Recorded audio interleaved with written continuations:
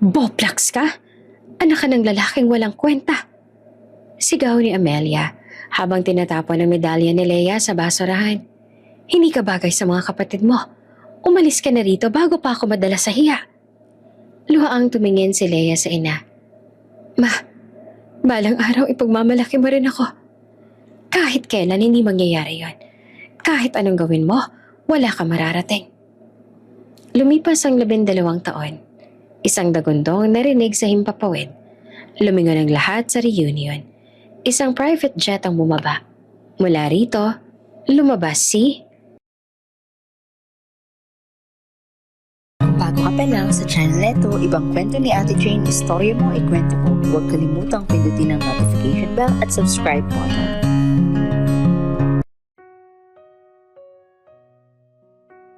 Si Leia, 17, ay tahimik, masipag at matalino.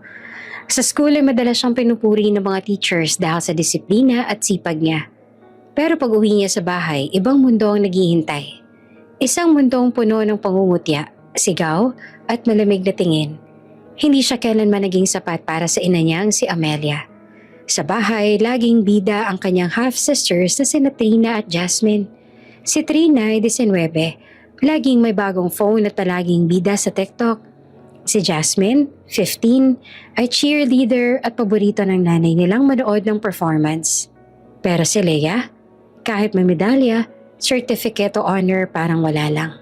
Para kay Amelia, hindi iyon sapat para pantayan ang mga perfect niyang anak. Boplax ka! Wala ka mararating! Sigaw ni Amelia mula sa sala, habang si Leia ay nakatayo sa may pinto. Hawak ang medalya galing sa awarding kanina. Parang pasan ni Leia ang buong bigat ng salitang iyon. Hindi na bago sa kanya ang ganitong sigawan. Pero habang tumatagal, mas kumikirot. Hindi dahil nasanay na siya, kundi dahil alam niyang kahit anong gawin niya, hindi magbabago ang tingin ng nanay niya sa kanya.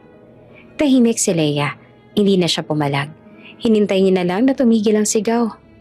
Nang makahanap ng pagkakataon, dahan-dahan siyang pumasok sa shared room na lang magkakapatid. Pagkadungaw niya sa ilalim ng kama, doon na bumulwak ang luha. Dumapa siya sa sahig. Dahan-dahang sinuksok ang sarili sa makipot na espasyo. Hawak niya ang medalya. Pinunas-punas ang luha sa ribbons nito. Gold. Ibig sabihin, siya ang pinakamagaling sa klase. Pero bakit parang wala itong halaga? Huminga siya ng malalim. Pero may pait ang bawat hikbi. Kahit kailan, hindi ba ako magiging sapat, ma? Bulong niya, hindi umaasang may makarinig. Sa labas ng kwarto, naririnig pa niya ang tawanan ni Trina at Jasmine. Ma, bili mo ako ng bagong lumabas na shoes? Sabi ni Trina. Ang ganda kaya ng performance ko kanina. Ikaw lang nagsabi na ang galing ko, ma. Sabat ni Jasmine na puno ng lambing. At doon niya narinig ang boses ng nanay niya, yung boses na para sa kanya rin. Siyempre, mga anak ko yan, hindi tulad ni... Natigil yon, pero sapat na para masaktan si Leia. Ilang oras pagkatapos ng sigawan, lumabas ang kwarto ang 3 babae para kumain. Si Leia, gaya ng nakasanayan, naghihintay munang matapos sila bago siya sumalo-salo. Habang kumakain si Trina at Jasmine, abala sila sa phone. Habang si Amelia naman ay nanonood ng vlog tungkol sa mga magagandang pamilya. Ironic, dahil malinaw na malayo sila doon. Pagkatapos silang kumain, si Leia ang nagligpit ng mesa. Tahimik, walang reklamo. Sanay. Habang pinupunas niya ang mesa, ay napatingin si Amelia sa kanya. Ang bagal mo talaga. Tingnan mo nga mga kapatid mo. Ang gaganda, ang sisipag, ang aayos. Ikaw, lagi ka lang nakayuko. Kahit medalya mo, hindi ako impressed. Alam kong hindi yan sapat. Para bang tinamaan ng bato ang dibdib ni Leia. Gusto niyang sagutin. Gusto niyang sabihin na ginagawa niya ng lahat. Na wala namang nagbigay ng chance sa kanya para maging sapat. Pero nananaig ang takot at respeto. Tumango lang siya ng mahina. Pagkatapos magligpit, bumalik siya sa kwarto. Hindi pa niya kayang matulog. Umupo siya sa sahig, nakasandal sa kama. Hawak pa rin ang medalya. Sa isip niya, paulit-ulit ang eksena sa awarding kanina. Palakpakan, yakap ng teachers, at masayang ngiti ng mga kaklase. Pero kahit gaanong kaganda ang alaala, agad iyong natabunan ng pangungutya ng ina pag-uwi. Ilang minuto pa, pumasok si Trina. May hila-hilang paper bag. "Ano ka ba, Leia?" Sabi nitong may pang-aasar. "Tumingin ka nga sa medalya mo, parang nagtataka ka kung bakit ka pinapansin ni Mama. Obvious naman, di ba? Hindi ka endearing. Hindi ka kagaya namin." Tumawa pa si Jasmine. "Oo nga. And besides, kahit ilang medalya pang madagdag mo, hindi ka magiging katulad namin." Hindi na nakapagsalita si Leia. Tumayo na lang siya at umupo sa paanan ng kama. Sanay na siya sa pang-aasar. Pero masakit pa rin. "Umalis nga kayo. Kailangan ko mag-edit ng video." Inasasabi ni Trina. Umalis sila, nagmamadaling lumabas para muling mag-TikTok. Pagkasara ng pinto, tila bumigat ang buong kwarto. Bumangon si Leia at lumabas sandali para humigop ng hangin. Sa labas, malamig ang simoy. Tahimik ang paligid. Tanging ilaw ng poste ang nagbibigay liwanag sa driveway. Umupo siya sa hagdan ng terrace. Tinitingala ang langit. "Kailan kaya ako magkakaroon ng sariling buhay?" bulong niya.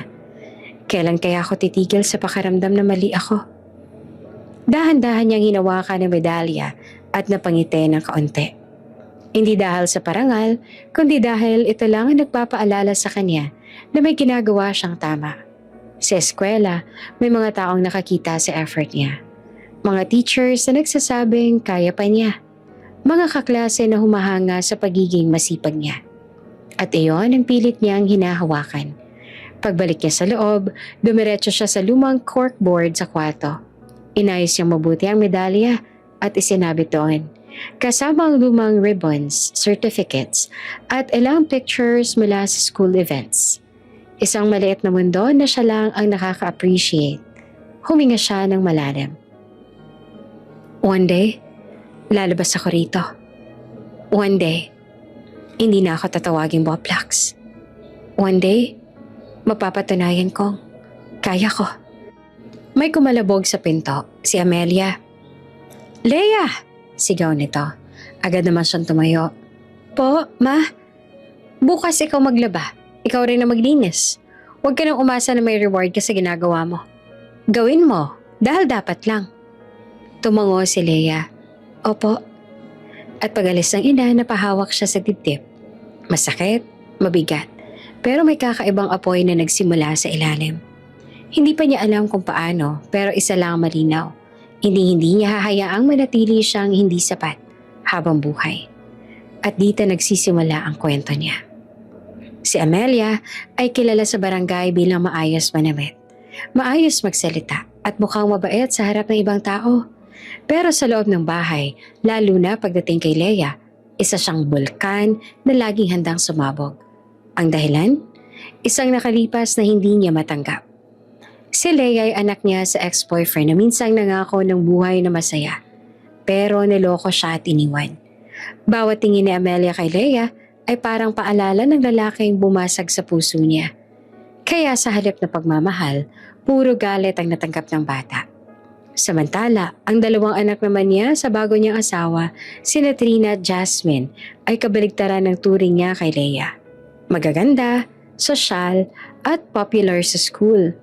Kung may event, sila ang bida. Kung may bagong gamit, sila ang nauuna. At kung may papuring maririnig sa kapitbahay, laging mula sa mga magaganda at maaayos yang anak. Pero si Leia, hindi man lang tinitingnan. Gabi iyon, napagod si Leia sa dami ng gawain sa school. May project, may assignment, at kinabukasan may quiz pa. Pagpasok niya sa bahay, agad siyang sinabihan ni Amelia. "Leia, maggugas ka ng mga pinggan. Linisin mo rin yung mga sahig sa kusina. Tapos plansyahin mo yung mga damit ng kapatid mo." "Opo, Ma." May hina niyang sagot. Kahit napagod na siya, nagsimula siyang maghugas. Tumulo ang tubig sa uniform niya, pero hindi niya iyon pinansin. Pagkatapos magpunas siya ng sahig, nagplansya ng mga uniform ni Trina at Jasmine at nagayos ang mesa. Nang matapos, halos gabing-gabi na. Kumakalam ng sikmura niya. Pagpasok niya sa kwarto, Sumumbulat ang tambak ng modules at notebook sa mesa. Pinaghahandaan niya ang quiz na matagal niya nang gustong mataas ang makuha. Isang pagkakataong masabi niyang sanang may nararating din siya. Kahit hindi pakinggan ng kanyang ina, gusto niya pa rin magsikap para sa sarili niya. Umupo siya at nagsimulang mag-review. Tahimik ang bahay. Tulog na ang magkakapatid. Tanging ilaw ng maliit niyang desk lamp ang nagbibigay liwanag. Inaantok na siya, pero pilit pa rin siyang nagbabasa. Nang biglang, kabog! Bumukas ang malakas ang pinto. Napatayo si Leia sa gulat. Si Amelia iyon, namumula ang mukha sa galit. "Anong ginagawa mo?" Sigaw nito. Bigla namang nanlamig ang kamay ni Leia. Nag-aaral po, may quiz po kasi ako bukas." "Quiz?" Humakbang si Amelia papalapit. Tinuturo ang mga libro sa mesa. "Nag-aaral ka habang hindi mo pa natatapos lahat ng inutos ko?" "Nagawa ko na po. Huwag mo akong sasagutin." Bulalas nito at tinulak ang mga libro sa sahig. Nagkalat ang mga papel na parang walang halaga. Napapikit si Leia. Hindi dahil natatakot lang, kundi dahil pinipigilan niya ang luha niya. Lahat ng pinaghirapan niya nagkalat sa sahig. "Matalino ka?" Sabi ni Amelia habang nakataas ang kilay, tila nagtatawa. "Kung matalino ka, bakit hindi mo maintindihan na wala kang kwenta sa bahay na to?"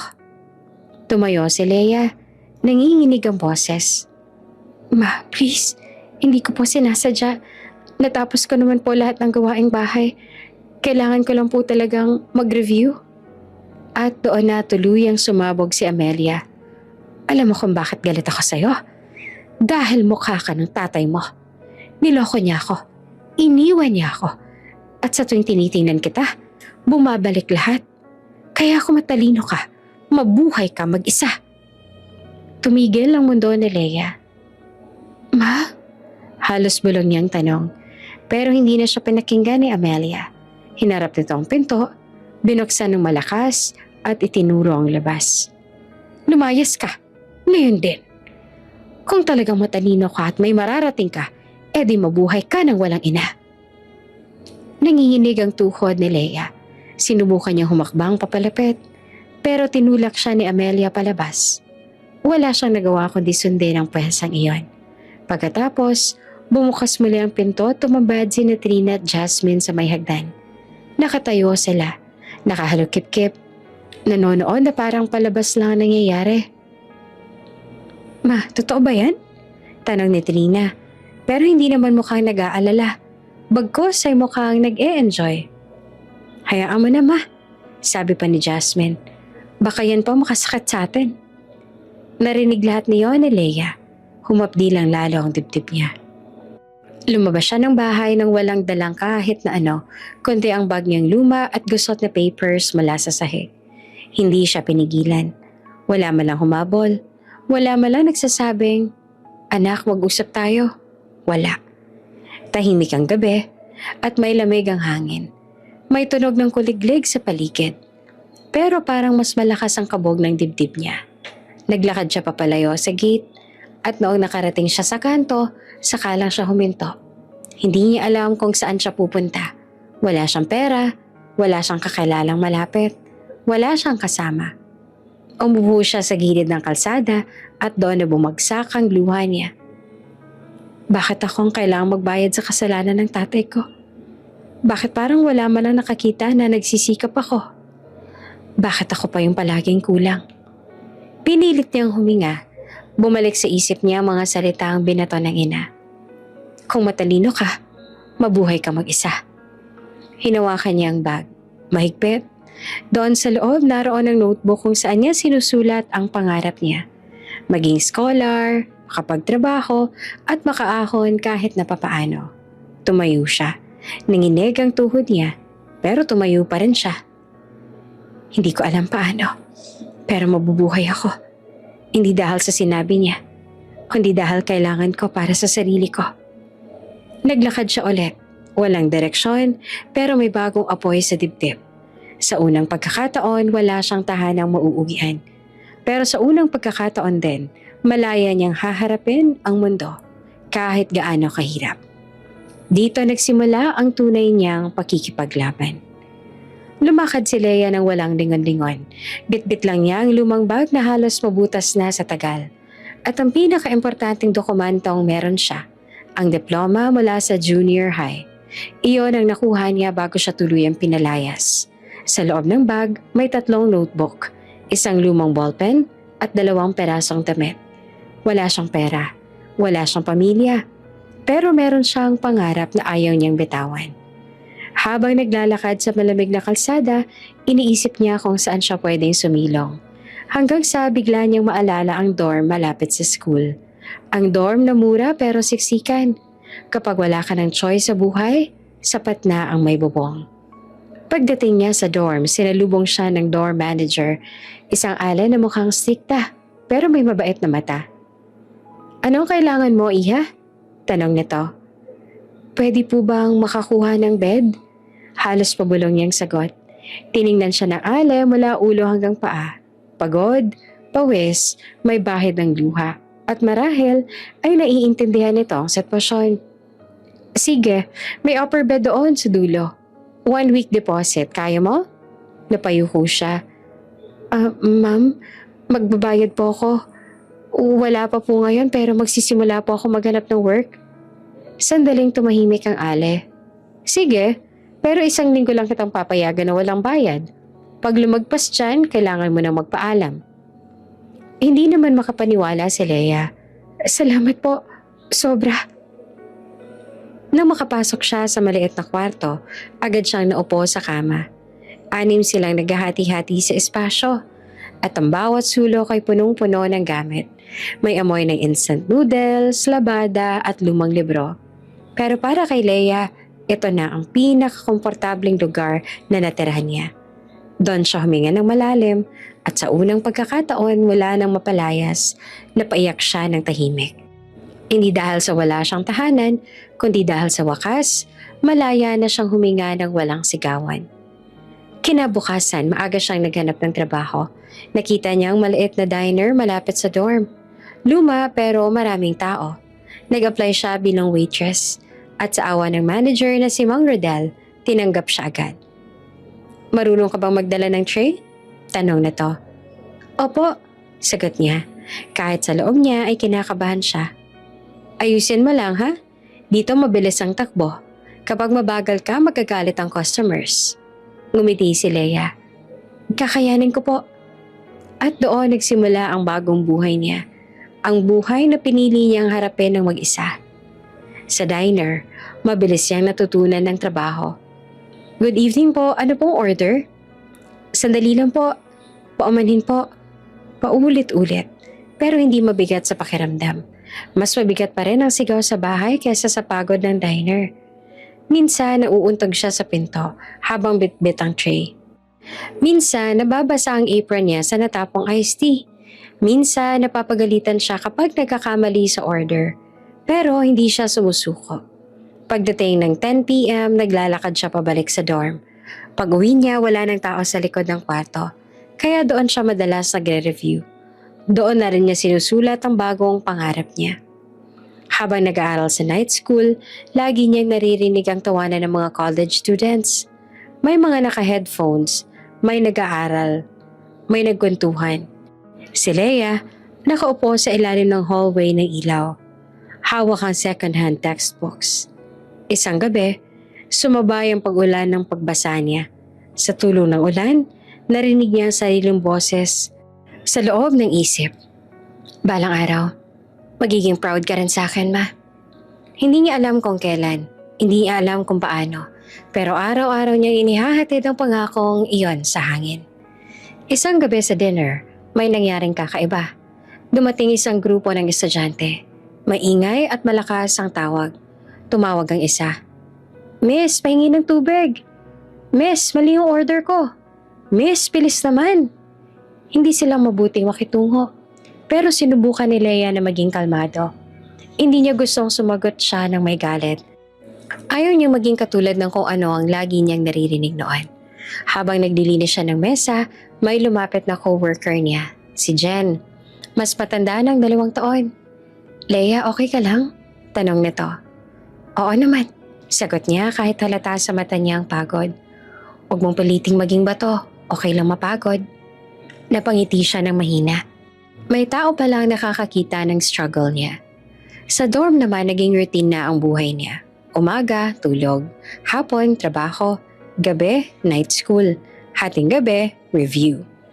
Hindi glamorous ang buhay niya, pero sa bawat araw may maliit na tagumpay. Natutunan niyang mag-budget, natutunan niyang maglaba sa palengke para makatipid. Natutunan niyang mag-walking papunta sa diner para hindi magastos sa jeep. Minsan sa sobrang pagod, nakakatulog siyang may hawak pa ring ballpen. Minsan nagigising siya na nakadikit sa pisngi ang papel. Sa mga oras na yon, bumabalik ang boses niya. Balang araw ma, ihinto na ako sa paghabol sa'yo. Pero sana bago yon, makita mo akong nagsisikap. Isang gabi, habang naglalakad pa uwi, nadaanan niya ang pamilyar na street. Ang street na dinadaanan niya noong papauwi sa bahay. Napahinto siya, tumingin sa mga ilaw sa mga bahay, sa tahimik na kalsada. Hindi niya nilapitan ang dating bahay, hindi niya kinaya. Pero doon niya naramdaman ang pagbabago. Hindi na siya yung batang umiiyak sa ilalim ng kama. Hindi na siya yung batang tinawag na wala ka mararating. Hindi na siya yung batang lumalabas sa pinto ng walang laban. Ngayon, siya na ang batang gumagawa ng sarili niyang landas. Pag-uwi sa dorm, habol hininga pero nakangiti. Inilabas niya ang lumang diploma sa bag. Inilapag niya ito sa tabi ng notebook niya. Tayo lang ngayon, bulong niya. Pero sapat na tayo. At sa gabing iyon, habang nakasindi ang maliit na desk lamp at may hangin mula sa bintana, isinulat niya ang unang pangarap sa papel. Makapagtapos, maging stable, maging masaya, at balang araw, makita akong anak na dapat ipagmalaki. At doon nagsimula ang bagong kabanata ng buhay ni Leia. Mahaba ang araw ni Leia sa diner. Pagod na pagod siya. Namamanhid ang binti at nanlalagkit ang uniform sa pawis. Pero kailangan niya magtrabaho. Kailangan niyang kumayod para mabayaran ng dorm, makapasok sa night school at mabuhay ng mag-isa. Isang gabi, habang nag-aabot siya ng tubig sa customer, bigla siyang nahilo. Kumirot ang tiyan niya at nagblanko saglit ang paningin. Nabitawan niya ang baso. Bumagsak ito at naggalat lang ang tubig sa sahig. Miss, ano ba yan? Reklamo ng customer. Pasensya na po, nanginginig niyang sagot. Pero bago pa siya makasagot ng maayos, umikot ang paningin niya at bumagsak siya sa sahig. Leia! Sigaw ni Jen ang co-worker niya sabay lapit. Nagkataon naman na may kumakain na lalaking naka-white coat sa sulok ng diner. Matangkad, maamo ang mata at may ID na nakasukbit. Si Dr. Ethan Morales, medical intern. Agad siyang lumapit. Excuse me, medical intern ako. Let me check her. Inalalayan niya si Leia.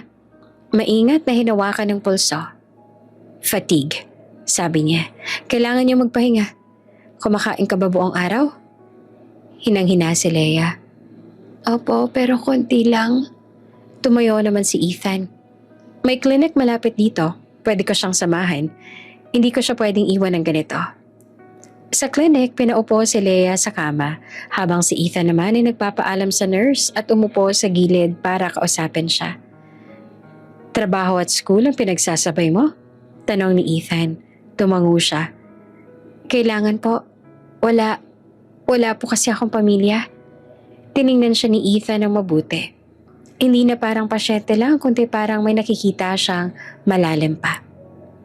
Alam mo, sabi niya, hindi lahat ng taong walang pamilya ay talo agad sa buhay. Minsan, sila pa yung nagiging pinakamalakas. Napayo ko si Leia. Sana nga po. Nang makabangon siya, iniabot ni Ethan ang card ng isang foundation. May kakilala akong tumatanggap ng scholars. Business tycoon siya, pero mabait. Kung consistent ang grades mo, malaki ang chance mo. Kinuha ni Leia ang card. Salamat po pero baka hindi ako pumasa. Ngumiti naman si Ethan. Try mo, wala namang mawawala sa'yo. Kinabukasan, nag-apply nga si Leia sa scholarship program. Inilagay niya ang diploma, school records at personal essay. Nang magsasubmit na siya, ramdam niya ang kombinasyon ng kaba at pag-asa. Sa loob ng scholarship office, nagulat siya sa laki nito. Parang opisina ng malaking kumpanya. May mga guards, secretaries, at mga estudyanteng mukhang galing sa mayayamang pamilya. Habang naghihintay siya ng interview, napapailing siya. Mukha naman akong kawawa dito, bulong niya. Pero agad din niyang kinuha ang bola ng determination niya. Nagsabi siya sa sarili. Pero hindi ako umabot dito para sumuko. Pagpasok niya sa interview room, halos manigas siya. Nandoon ang isang matandang lalaki na mukhang makapangyarihan. Naka-Amerikana, may mamahaling relo, at may presensya na parang pag nagsalita siya, lahat makikinig. Sit down, sabi nito. Po, salamat po. Tiningnan ng lalaki ang papers niya. Leia Francisco. Waitress, night school, self-supporting. Opo. Tinanong kita para malaman. Anong gusto mong marating? Huminga siya ng malalim.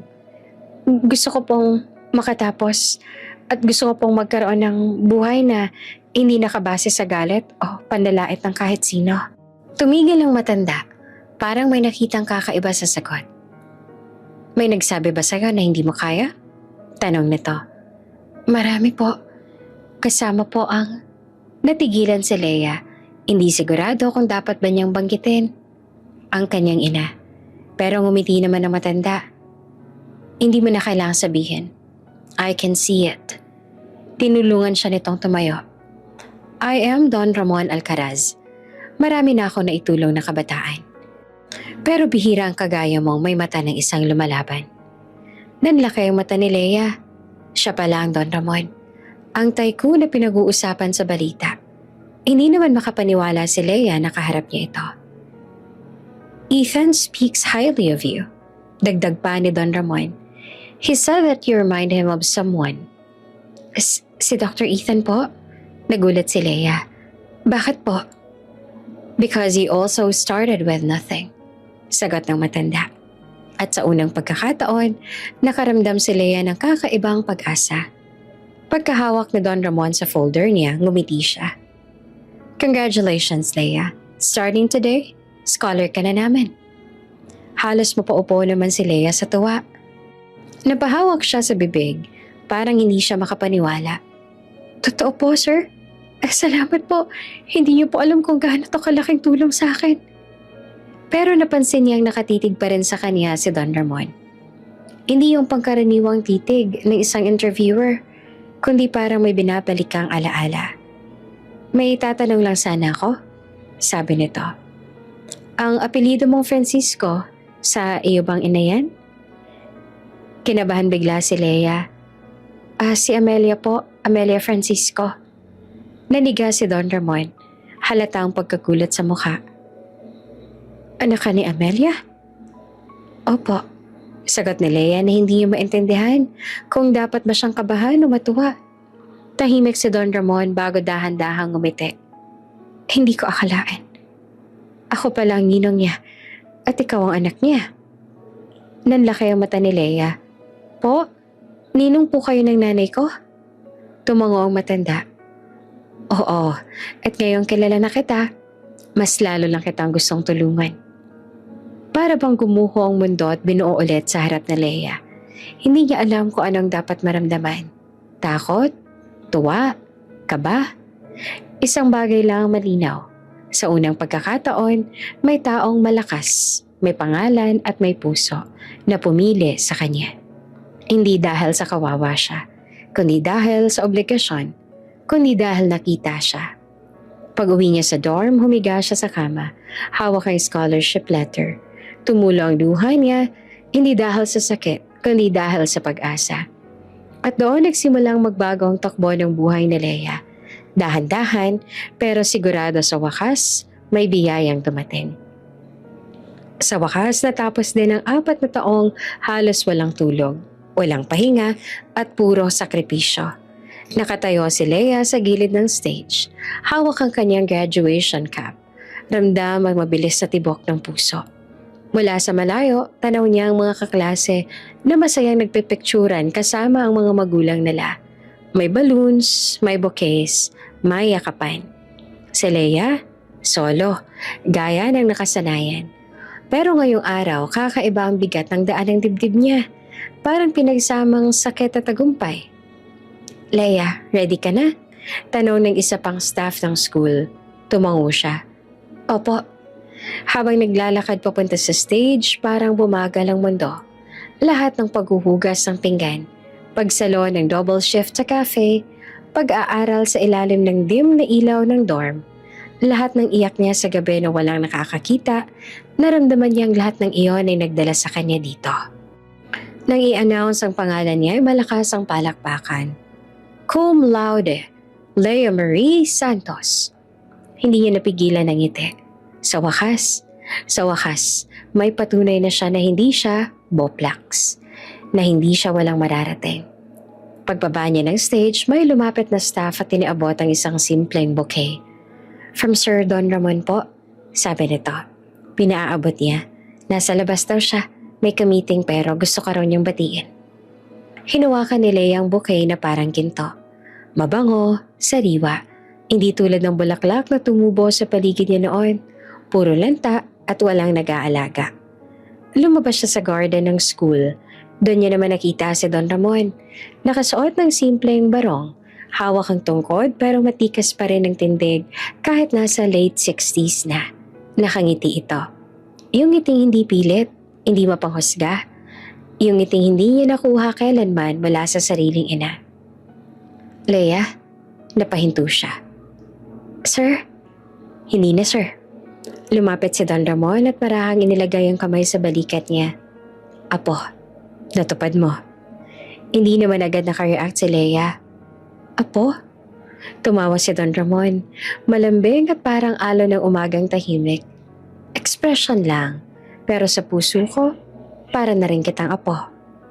At doon siya tuluyang napaiyak. Pasensya na po. Halos pabulong niyang sabi habang nagtatanggal ng luha. Huwag kang humingi ng sorry sa pag-iyak. Sabi ni Don Ramon, lahat ng sakripisyo mo may bunga. Ngayon, proud ako sa'yo. Pinagmamasa ni Leia ang matandang lalaki na kahit hindi niya kadugo, nagbigay sa kanya ng pag-asa. Hindi siya tinanong kung bakit siya walang kasama. Hindi siya tinanong kung bakit siya nag-aaral sa gabi at nagtatrabaho sa araw. Hindi siya kinutya sa suot niyang borrowed na toga. Binigyan lang siya ng pagkakataong lumaban. Sir? Ay, Don Ramon? Sabi ni Leia.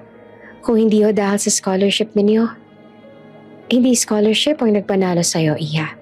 Putol pa ni Don Ramon. Kundi sarili mong sipag. Ang foundation ko, tool lang yon. Ikaw ang gumawa ng sarili mong landas. Umupo sila sa bench sa ilalim ng malaking acacia tree. May ihip ng hangin. At parang lahat ng pagod sa balikat ni Leia ay biglang gumaan. Alam mo Leia, sabi ni Don Ramon habang pinagmamasa ng mga estudyante nagdadaan. May matagal na akong pangarap.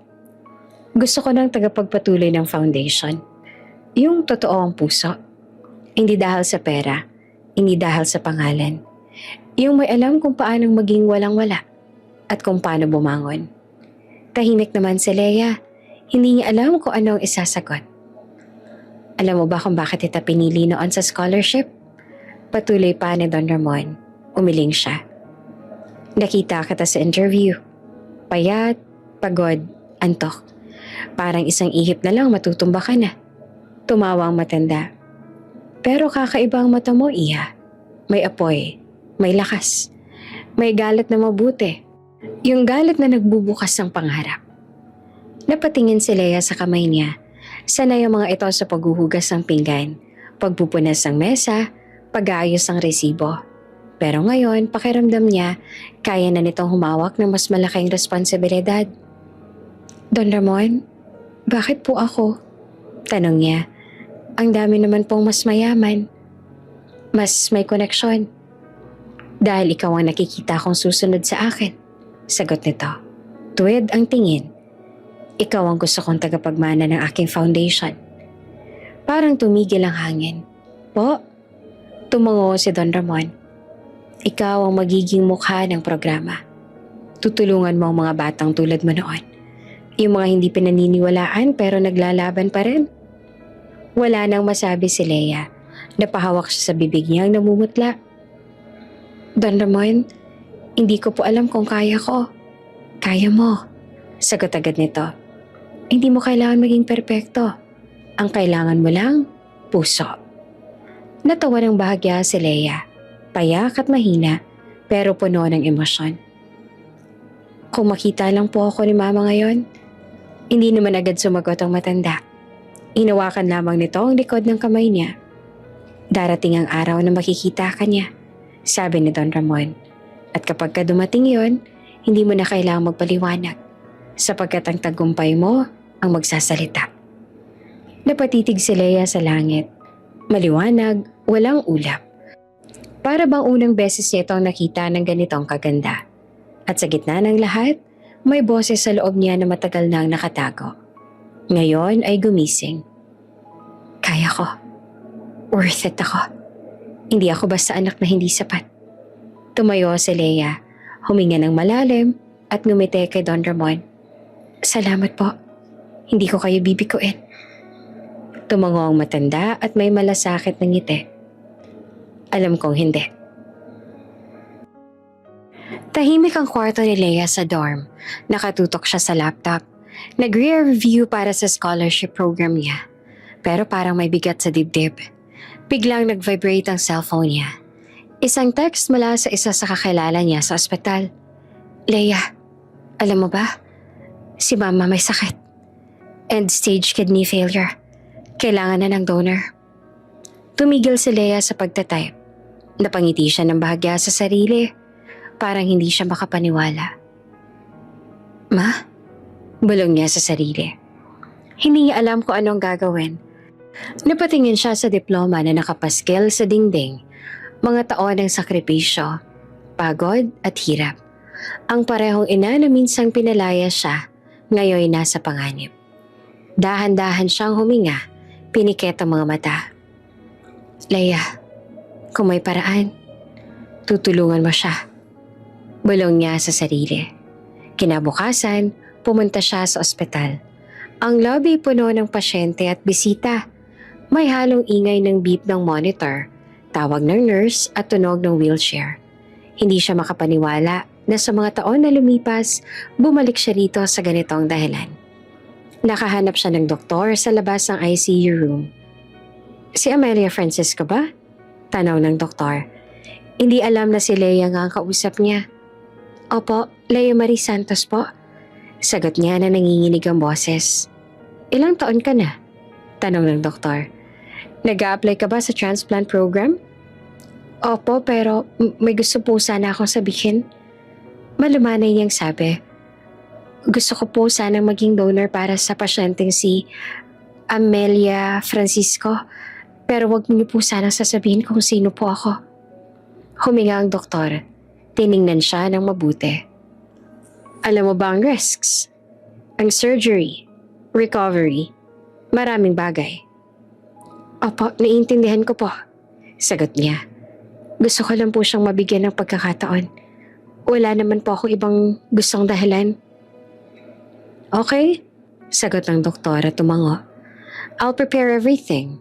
Confidential ito. Wala ni isa man sa staff ang makakaalam kung sino ang donor mo. Tumango si Leia. Tahimik siyang lumabas sa klinik. Sa labas, huminga siya ng malalim. Pinilit kalmahin ang kaba. Ramdam niya ang bawat tibok ng puso niya. Hindi dahil sa takot, kundi dahil sa pananabik na maibalik ang kalusugan ng ina. Pagdating ng araw ng operasyon, tahimik si Leia sa loob ng OR. Nakamask, nakascrub, pero ramdam niya ang init ng puso niya sa bawat takpang.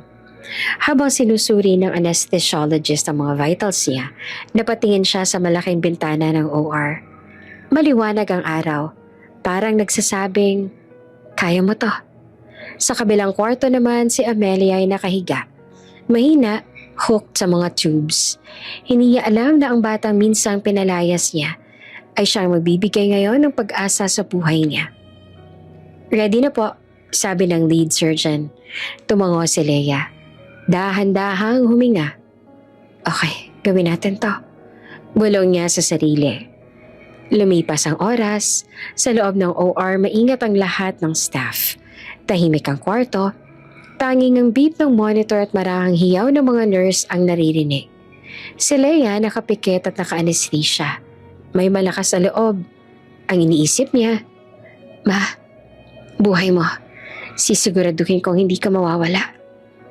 Pagkatapos ng ilang oras, matapos ang tensyon at oras ng recovery sa OR, dinala si Amelia sa ICU. Stable na rin siya at humihinga ng malalim at unti-unti nang bumalik ang kulay ng balat. Si Leia naman nasa recovery room, natutulog ng mahimbing. Napawi ang pagod, napawi ang kaba. Ngiti ang unti-unting lumilitaw sa mukha niya dahil nagtagumpay. Pagkalipas ng 2 araw, bumisita si Don Ramon sa ospital. Napansin niya ang pagbabago sa mukha ni Leia. Pagod pero may kakaibang liwanag ng tagumpay at kabutihang loob. "Leia, congratulations," sabi niya habang hawak ang kamay niya. "Hindi lahat ay may pusong ganito. Nakikita ko ang dedication mo sa buhay. Salamat sa ginawa mo." Napangiti si Leia. "Sir, thank you po. Hindi po ako nag-iisa sa lahat ng nangyayari."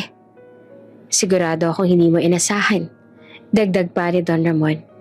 "Pero ang ginawa mo, talagang napakabuti." Hindi alam ni Leia kung paanong sasabihin na ang pasyente niya, ang taong bumuo ng kanyang sakit, ay ang sariling ina. Ngunit nananatili siyang tahimik at ramdam niya ang kabutihan sa desisyon niya. Lumipas ang linggo, si Amelia ay unti-unting gumaling. Nakakakain na siyang muli, nakakausad sa kwarto, nakangiti sa mga bisita. Ngunit walang ideya na ang batang minsang pinalayas niya ang nagbigay sa kanya ng biyaya. Si Leia, habang nagbabantay sa dorm, madalas tumitig sa diploma niya at scholarship certificate. Bawat isa ay paalala ng pinagsamahan niyang sakripisyo, hirap at kabutihan. "Balang araw, Ma, makikita mo rin to." Bulong niya sa sarili. "Kahit hindi mo alam, ginawa ko ang tama para sa'yo." Minsan sa gabi lumapit siya sa bintana. Ang mga ilaw sa labas ay kumikislap, parang kumakaway. Hinahawakan niya ang lumang bag na lagi niyang dala nung unang lumabas sa bahay. Sa loob nito, nakalagay ang ilang papers, diploma at maliit na notebook. Ngumiti siya at para bang nararamdaman niya ang bawat taon ng sakripisyo na ginawang makabuluhan. "Salamat sa sarili ko," bulong niya. "Salamat sa lakas ng loob ko at sa lahat ng biyaya na dumating." At doon sa tahimik na gabi ng dorm, nanatili siya nakaupo sa gilid ng bintana, hawak ang medalya at diploma. Hindi niya kailangan ng papuri, hindi niya kailangan ng kilala. Ang tanging kailangan niya lang ay malaman na may nagawa siyang tama at iyon ay sapat na. Sa unang pagkakataon sa mahabang panahon, si Leia ay panatag.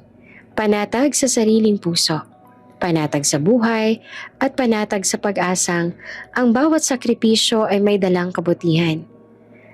Ang pasensya, tiyaga at tapang niya, iyon ang nagdala ng tunay na biyaya sa buhay niya at sa buhay ng nanay niyang minsang hindi pinahalagahan siya.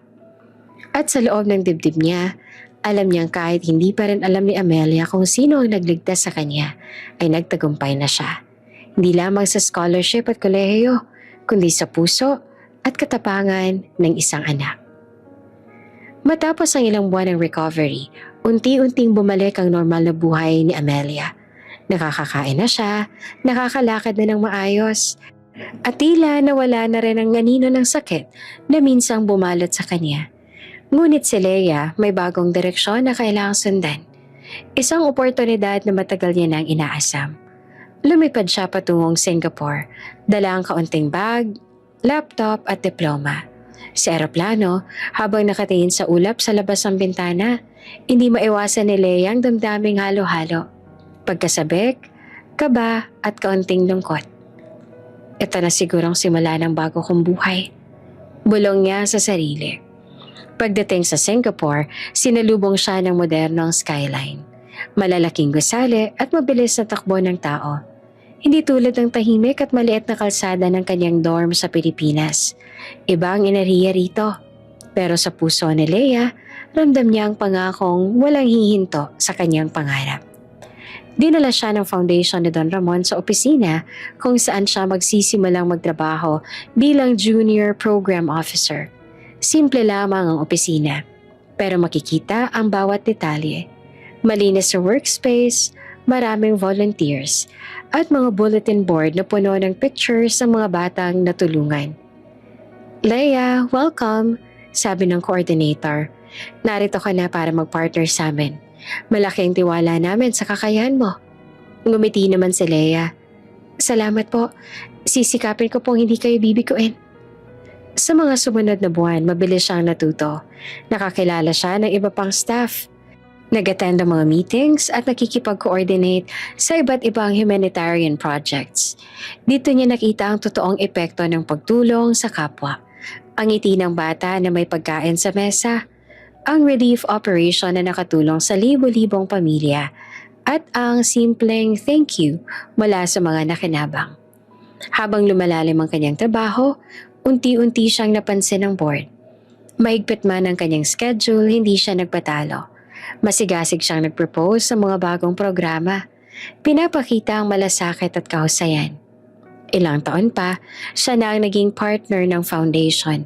At kalaunan, sa sipag at dedikasyon, tinanghal siyang CEO ng humanitarian company. Sa bagong posisyon niya, napagtanto ni Leia ang isa sa pinakamalaking layunin niya, ang makatulong sa kanyang pamilya. Ngunit sa paraang hindi malalaman ng iba. Tahimik niyang pinupondahan ang tuition ng kanyang mga half-sisters at kapatid mula sa lumang asawa ng kanyang ina. Sila ay nakatanggap ng scholarship at support sa kanilang pag-aaral.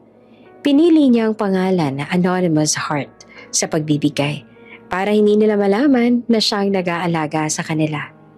Isang gabi, habang nakaupo sa office terrace, tiningnan ang ilaw ng lungsod sa ibaba. Napangiti siya. Ramdam niya ang kapayapaan. Hindi dahil may material na yaman, kundi dahil may kontrol na siya sa sariling buhay at sa paraan niya. Nakakatulong siya sa ibaba. "Hindi ko iniisip kung alam ba ng iba." Bulong niya sa sarili. "Ang mahalaga, may nagbago sa buhay nila at sa buhay ko." Sa isa pang pagkakataon, dumating ang balita mula sa Pilipinas. Nakatapos na rin sina Trina at Jasmine ang kolehiyo. Nakahanap na ng trabaho at masaya na sa kani-kanilang mga buhay. Nakatingin si Leia habang tinitingnan ang email report. Hindi nila alam na siya ang lihim na sumuporta. May halo ng pride at saya sa puso niya. Habang tumatagal sa Singapore, nakilala rin niya ang iba pang volunteers at staff. May mga interns na nangangarap ng scholarship. Mga bata na katulad niya noon, walang sapat na resources, pero puno ng pangarap. Dito niya naramdaman na hindi lang niya tinutulungan ang sariling pamilya, kundi pati ang mga batang minsang walang pag-asa. Isang araw, habang nagmi-meeting sa boardroom, napatingin siya sa portrait ni Don Ramon na nakasabit sa pader. Napangiti siya at nagpasalamat. "Sir, kung wala po kayo, hindi ko mararating ang lahat ng to." Bulong niya. Ramdam niya ang koneksyon nila. Hindi lang mentor at scholar, kundi parang pamilya na rin. Sa bawat proyekto, sa bawat bata, sa bawat programa, naiisip niya ang nakaraan. Ang pinalayas. Ang hirap sa dorm, ang trabaho sa diner, at ang scholarship na nagbukas ang pinto na mas malaking mundo.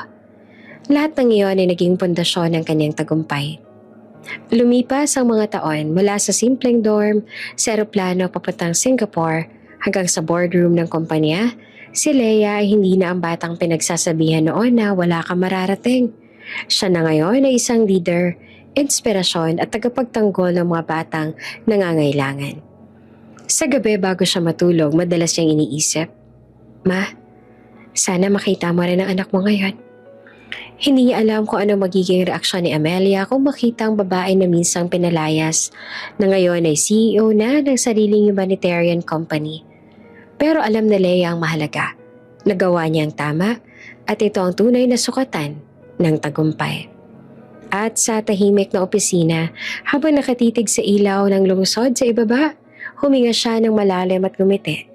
Hindi lamang para sa sarili, kundi para sa lahat ng taong natulungan niya. At para sa isang ina na hindi malang nakakaalam na ang anak niya ang lihim na nagligtas at nagbigay ng pangarap. Sa wakas, si Leia ay ganap ng lumipad. Hindi lamang sa ibang bansa, kundi sa sariling buhay, sa pangarap at sa puso ng bawat batang kanyang natulungan bilang Anonymous Heart. Ilang taon ang lumipas at si Leia hindi na lamang simpleng batang pinalayas. Ngayon nakatayo na siya sa entablado ng isang malaking conference hall sa Singapore. May backdrop ng malaking screen na may nakasulat, Forbes Asia Youngest Self-Made Philanthropist. Tahimik siya sa loob ng sarili niyang mundo habang tinatanggap ang award. Maraming taong nakatingin, mga reporters, cameras at flashes, lahat para sa kanya. Ang dami nang nangyari mula sa simpleng dorm, sa scholarship ni Don Ramon at sa pagiging donor sa ina, ay biglang nag-flash sa isip niya. Habang lumalapit sa podium, tumigil siya sandali, huminga ng malalim at gumiti. Hindi ito para sa akin lang, simula niya, kundi para sa lahat ng batang walang boses, na minsan ay pinagsabihan na wala silang mararating. Ako ang patunay na kaya nating bumangon, kahit na mahirap, kahit walang tiwala sa atin ng iba. Palakpakan ang sumalubong sa kanya, tahimik sa loob ng puso niya, may halong saya at lungkot. Hindi niya maiwasang maalala ang huling sigaw ng ina. Boplax ka! Wala kang mararating! Pagkatapos ng ceremony sa likod ng stage, may naghihintay sa kanya, si Dr. Ethan Morales. Matagal ng kaibigan at katuwang sa mga humanitarian efforts. Nakita niyang nakatingin sa kanya si Ethan, may halong paghanga at alalahanin. Congrats, Leia, sabi ni Ethan. May malumanay na ngiti. Alam mo, proud talaga ako sa'yo. Ngumiti naman si Leia, pero may bakas ang lungkot sa mata. Salamat, Ethan. Pero alam mo, kahit lahat ng pera sa mundo nasa akin na, ang sakit pa rin. Ang salitang Boplax nananatili pa rin. Tumigil si Ethan. Pinagmamasan siya ng maigi. Alam mo, hindi mo na kailangan dalhin yan sa puso mo ng ganito. Tingnan mo kung nasan ka na. Lahat ng yon, ginawa mo ring motibasyon. Umiti si Leia ng bahagya, pero may halo ang emosyon. Oo, alam ko.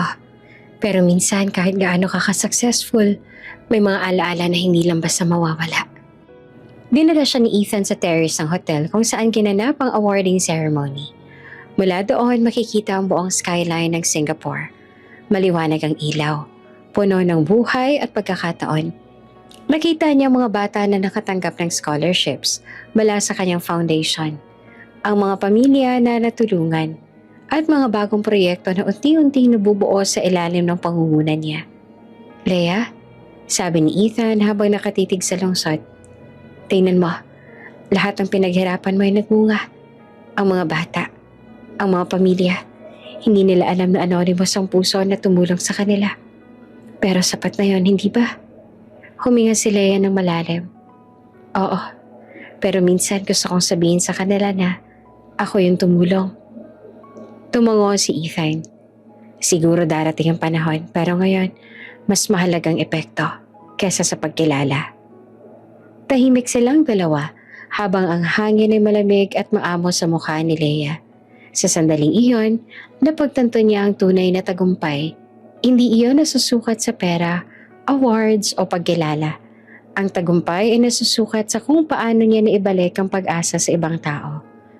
Lumipas ang ilang buwan at bumalik si Leia sa Pilipinas para suriin ang mga proyekto ng foundation na pinondohan niya bilang Anonymous Heart. Dumating siya sa dorm ng kanyang half-sisters. Nakangiti habang tinitingnan silang nag-aaral ng tahimik. Hindi nila alam na siya nagbabayad ng tuition, nag-aasikaso sa kanilang scholarship at nagbabantay sa kanila kahit malayo. Napangiti si Leia sa sarili. Hindi naman nila kailangang malaman. Ang mahalaga may pagkakataon silang maabot ang pangarap nila. Bulong niya. Sa opisina naman ng foundation, nakaupo siya sa harap ng computer. Nire-review ang reports. Nakita niya ang mga batang natulungan, ang mga pamilya at ang mga bagong proyekto. Sa bawat larawan, may ngiti, may pag-asa, may bagong simula. Ngunit kahit sa gitna ng tagumpay, may bakas pa rin ng lungkot sa puso niya. Minsan habang nag-iisa sa opisina ay napapailing siya sa isip. Boplax. Ang salitang iyon ay hindi matanggal-tagal sa kanyang isip. Paulit-ulit na bumabalik. Kahit ilang taon pang lumipas. Kahit ilang milyong pera at awards ang naipon ko. Naroon pa rin. Dumating si Ethan na may hawak na tasa ng kape. Leia, nakikita ko na iniisip mo pa rin yon. Pero tandaan mo, ang lakas mo ngayon ay hindi lang dahil sa hindi ka nakilala noon. Ang lakas mo ay dahil sa ginawa mo sa sarili mong buhay at sa buhay ng iba. Tumango si Leia, may ngiti, may luha sa mata. Alam ko, pero minsan masakit pa rin. Hindi mo maiwasang maalala mga taong minsan hindi naniniwala sa'yo. Huwag mong gawing bigat ang nakaraan. Gamitin mo bilang gasolina, sabi ni Ethan. At tingnan mo, sa bawat batang natutulungan mo, sa bawat pamilyang nabibigyan mo ng pagkakataon, binabalik mo ang tamang mundo sa sarili mo at sa kanila. Huminga si Leia ng malalim. Tumitig siya sa city skyline sa labas ng bintana, sa mga ilaw na kumikislap, sa mga taong abala sa sariling buhay, at napangiti siya ng dahan-dahan. Siguro'y tama ka, bulong niya. Siguro ang tunay na tagumpay ay hindi kung sino nakakaalam kung anong ginawa mo. Ang tunay na tagumpay ay kung paano mo binago ang buhay ng iba at ang sarili mo. Sa gabing iyon, habang nakaupo sa terrace ng opisina, hawak ang tasa ng kape, napatingin siya sa buwan. Maliwanag at tahimik. Ramdam niya ang kapayapaan sa loob niya. Ang kapayapaan nagmula sa sariling sakripisyo, sariling tapang at sariling puso. Si Leia mula sa batang pinalaya sa tinawag na Boplax, ngayon ay simbolo na ng tagumpay. 12 taon na ang lumipas mula nang pinalaya si Leia mula sa kanilang bahay. Marami nang nangyari. Sakripisyo, hirap, tagumpay at lihim na kabutihan para sa iba. Ngunit sa araw na ito, isang imbitasyon na nagdala sa kanya pabalik sa lugar kung saan nagsimula ang lahat. Ang alumni reunion ng high school.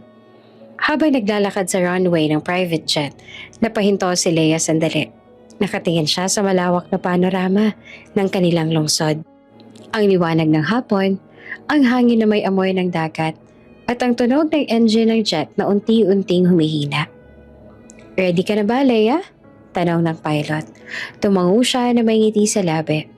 Oo, simulan na natin. Paglapag sa kanilang school grounds, napansin niya ang mga pamilyar na mukha. Mga kaklase, guro at bisita.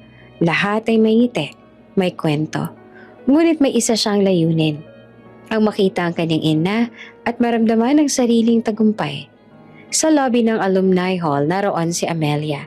Nakasuot ng eleganteng damit, kasama ang dalawang anak niyang sina Trina at Jasmine. Tahimik silang nag-uusap. Tila baabala sa sariling mundo. Ngunit nang makita ang jet na paparating sa tarmac, napatingin sila. Sino ba yun? Bulong ni Trina. Parang bagong dating lang eh. Sagot naman ni Jasmine. Hindi nila namalaya na ang batang dati nilang pinagtatawanan at iniisip na Boplax ay nakalapag na sa harap nila.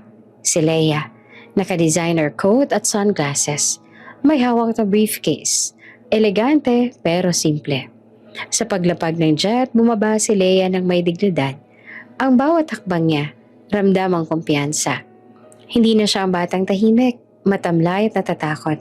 Siya na ngayon ang milyonaryang CEO na kilala sa buong Asia bilang philanthropist.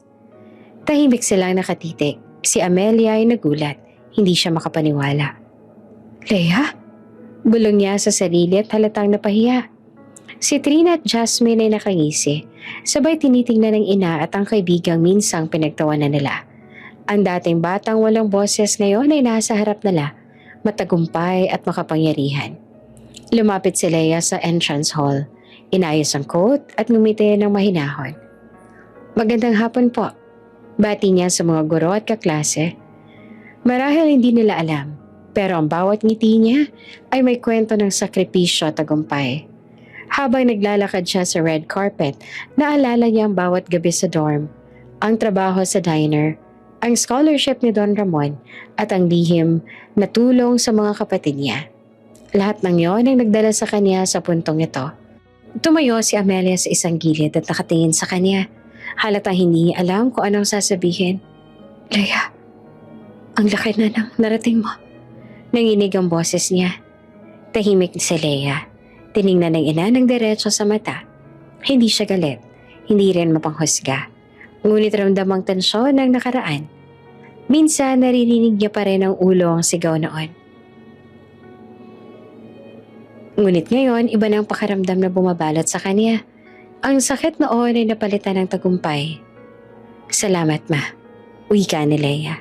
Tahimik na halos pabulong.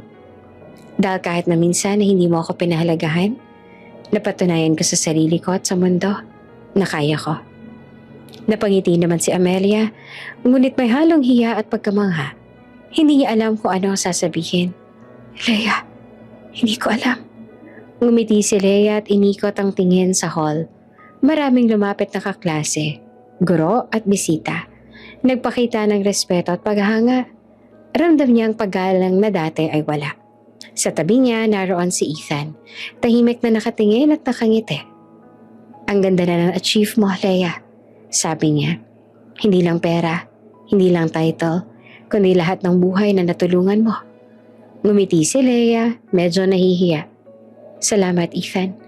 At salamat din sa lahat ng naging bahagi ng journey ko. Sina Trina at Jasmine kahit may halong sorpresa at kaunting inggit ay lumapit rin. Leia, wow! Ang ganda ng buhay mo ngayon. Sabi ni Trina sabay tiningnan ng designer bag at elegante niyang dress.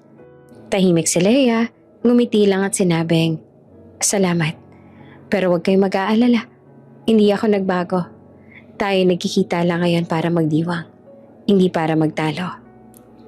Habang nagaganap ang reunion, napapansin ni Leia ang mga batang nagkukwentuhan sa paligid. Mga guro na nakangiti at mga kaklase na natutuwa sa kanyang tagumpay.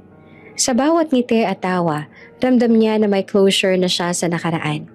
Ang sakit, pangungutya at pagkakahiwalay sa ina at pamilya ay bahagi na lang ng kanyang kwento. Sa huling bahagi ng reunion, lumapit siya sa stage at nagbigay ng maikling mensahe. Sa lahat ng kabataang minsan ay pinagsabihan na wala silang mararating, tandaan ninyo, ang buhay ay hindi nasusukat sa kung sino ang naniniwala sa inyo. Bagkus ay nasusukat ito sa kung paano kayong bumangon, sa kung paano kayo tumulong sa iba, at sa kung paano nyo minahal ang sarili ninyo. Tahimik ang lahat, ramdam ang bigat at inspirasyon ng kanyang mga salita. Sa labas ng hall, huminga si Leia ng malalim. Humarap siya sa skyline ng lungsod. Malamig ang hangin sa mukha at ngumiti ng malawak. Ang reunion na ito ay hindi lamang para sa pagkikita, kundi para sa pagtatapos ng kabanata. Isang pagtatapos ng sakit at simula ng buhay na puno ng tagumpay at dignidad. Matapos ang ilang sandali ng mga pagbate, tawanan sa alumni reunion, si Leia ay nakatayo sa gilid ng hall. Tahimik na pinagmamasa ng mga kaklase at guro na nagkukwentuhan. Ang pakiramdam ng tagumpay ay ramdam niya na. Ang bawat taon ng hirap, sakripisyo at pagtulong sa iba ay tila nagbunga ng kaganapan. Ngunit sa isang iglap, naputol ang magandang daloy ng gabi. Lumapit si Amelia, nakadamit na elegante, may hawak na cocktail glass. Ang mga mata niya ay malamig at halatang may galit pa rin na hindi nawala sa paglipas ng panahon. Leia, panimulang tawag niya na may bahagyang pahiwatig ng pangungutya sa tono.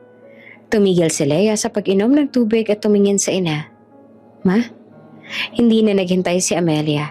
Sa harap ng maraming tao, mga kaklase, guro at mga bisita ay sinabi niya, mayaman ka nga, pero bastos ka pa rin. Napakayabang mo. Tumahimik ang paligid. Halos lahat ay napatingin. Nagulat at hindi makapaniwala sa ginawa ni Amelia. May mga kung anong bulong at tinginan mula sa mga kaklase. Si Leia naman sa kabila ng sakit na naramdaman ay nanatiling composed. Hindi siya sumagot sa galit o insulto. Tahimik siyang tumayo. Iniangat ang ulo. Hinawakan ang hawak niyang clutch bag. Ramdam niyang lahat ng mata sa kanya. Pero sa puso niya, alam niya ang kanyang dignidad ay hindi basta-basta maaapektuhan ng salita ng iba, lalo na ng taong minsang hindi naniwala sa kanya. Ma, panimula ni Leia. Malumanay ngunit may kaunting pabulong ng emosyon sa boses. Kahit isang beses lang sana, sabihin mong proud ka sa akin. Napatingin si Amelia, hindi siya makapagsalita. Halos makita sa mukha niyang pagkabigla sa simpleng sinabi ng anak. Hindi to galit, hindi rin utos. Isang simpleng pahayag ng damdamin na matagal nang pinipigilan. Tahimik na lumingon si Leia at naglakad papunta sa terrace ng hall kung saan makikita ang malawak na tawawin ng lungsod. Ang hangin ay malamig, may dalang halimuyak ng mga bulaklak mula sa garden sa ibaba. Huminga siya ng malalim. Iniwan ang ingay sa loob ng hall sa likod. Dumating si Ethan, tahimik na nakatabi sa kanya. Leia, sabi niya na mahinahon. Alam kong mahirap harapin ang nakaraan, lalo na kung ganitong pag-uugali ng iba. Ngumiti naman si Leia, ngunit may halong lungkot sa mata. Alam mo, Ethan, kahit ilang taon ang lumipas, kahit milyonaryo na ako, may sakit pa rin sa puso ko na dulot ng mga salitang yon. At minsan, gusto ko na nga lang marinig ang simpleng, I'm proud of you, mula sa taong dapat unang nagmahal at naniwala sa akin. Tumango si Ethan, hinawakan ang braso niya. Leia, minsan hindi natin makukuha ang gusto natin sa iba. Pero tingnan mo, nakamit mo ang lahat. Independence, tagumpay, respeto, at higit sa lahat, naibalik mo ang tunay mong buhay sa tama. Ngumiti si Leia, tumitig ang ilaw ng lungsod. Alam ko, pero ibang sakit kapag galing ito sa iyong ina. Ibang dating, ibang damdamin. Tahimik silang tumambay sa terrace. Ramdamang malamig na hangin na tila nagpapakalma sa bawat emosyon. Sa puso ni Leia, alam niya na hindi niya na kailangan pang pagpatunay sa ina o sa sino man. Ang ginawa niya para sa sarili at sa iba ay sapat. Hindi man sa opinyon ng iba, kundi sa kabutihan ng kanyang pinapakita. Lumipas ang ilang sandali at bumalik sila sa hall. Sa paligid, patuloy ang tawanan at kwentuhan. Ngunit si Leia ay tila may sariling mundo. Hindi niya pinansin ang insulto. Sa halip, nakangiti siya sa mga taong tunay na bumate at humanga sa kanya. Dumating si Trina at Jasmine. Medyo mahiyang lumapit. Leia, ang tagumpay mo talaga. Wow! Sabi ni Trina na halatang hindi alam kung anong sasabihin. Ngumiti naman si Leia, may halong lambing at respeto. Salamat. Masaya ako na narito kayo para magdiwang at hindi para magtalo o magbulungan. Tahimik silang naglakad sa buffet table habang si Leia naman ay pinapansin ang mga batang alumni na tila inspiradong tingnan siya. Ang nakaraan, ang insulto, ang pangungutya ay naging simpleng paalala ng lakas na nakuha niya mula sa sariling tapang at sipag. Habang nagtatapos ang reunion, lumapit si Ethan sa tabi niya. Leia, nakikita mo ba? Kahit hindi naging proud ang iba, nagawa mo pa rin ang tama. At higit sa lahat, pinakita mo sa mundo kung sino kang talaga. Tumango si Leia, huminga ng malalim at lumiti ng buong puso. Oo, at ngayon alam ko na kahit gaanong kasakit ang salita ng iba, hindi nito mababagong tagumpay at dignidad ko. At iyon ang tunay na sukatan ng lakas. Sa unang pagkakataon sa gabing iyon, ramdam ni Leia ang panatag na siya. Panatag sa sarili, panatag sa nakaraan, panatag sa hinaharap. Hindi niya kailangan ng pang-approval ng ina o ng sino man. Ang sarili niyang tagumpay, kabutihan at tapang ang sapat para sa kanya. At sa huling tingin niya sa hall, napangiti siya. Si Leia mula sa batang pinalayas ngayon ay isang milyonarya ng CEO. Matapos ang unang tensyon sa alumni, hindi pa rin natanggal ang bigat sa pagitan ni Leia at ng kanyang ina. Si Amelia, hindi raw kasi sapat ang inang tagumpay at dignidad ng anak. Kailangan pa nitong patunayan. Sa paraang nakakalait at nakakaapekto sa emosyon. Isang gabi, habang nakaupo sa private lounge ng reunion hall, lumapit si Amelia sa mesa kung saan nakaupo si Leia. Kasama ang mga kapatid na sina Trina at Jasmine. Nakita ni Leia ang matalim na tingin ng ina at ramdam niya kaagad ang hangarin sa mga salita nito. Leia, Panimula ni Amelia. Halatang may halong pahiwatig ng galit at hamon. Kung talagang magaling ka, patunayan mo. Mag-business proposal kayo ni Trina. Tingnan natin kung sinong mas matalino at karapat-dapat sa atensyon ng pamilya at ng school board. Napatingin si Trina. Halatang naiinis ngunit may halong excitement. Wow, Leia. Mukhang may challenge na tayo sabi niya at bahagyang mayabang. Tahimik si Leia pero ramdam niya ang kirot sa puso. Hindi niya mawari kung galit ba, lungkot o pagkabigo ang nararamdaman niya. Business proposal? Bulong niya sa sarili. Iniisip ang hirap at tagumpay na pinagsamahan niya sa foundation at humanitarian work niya. Lumapit si Amelia.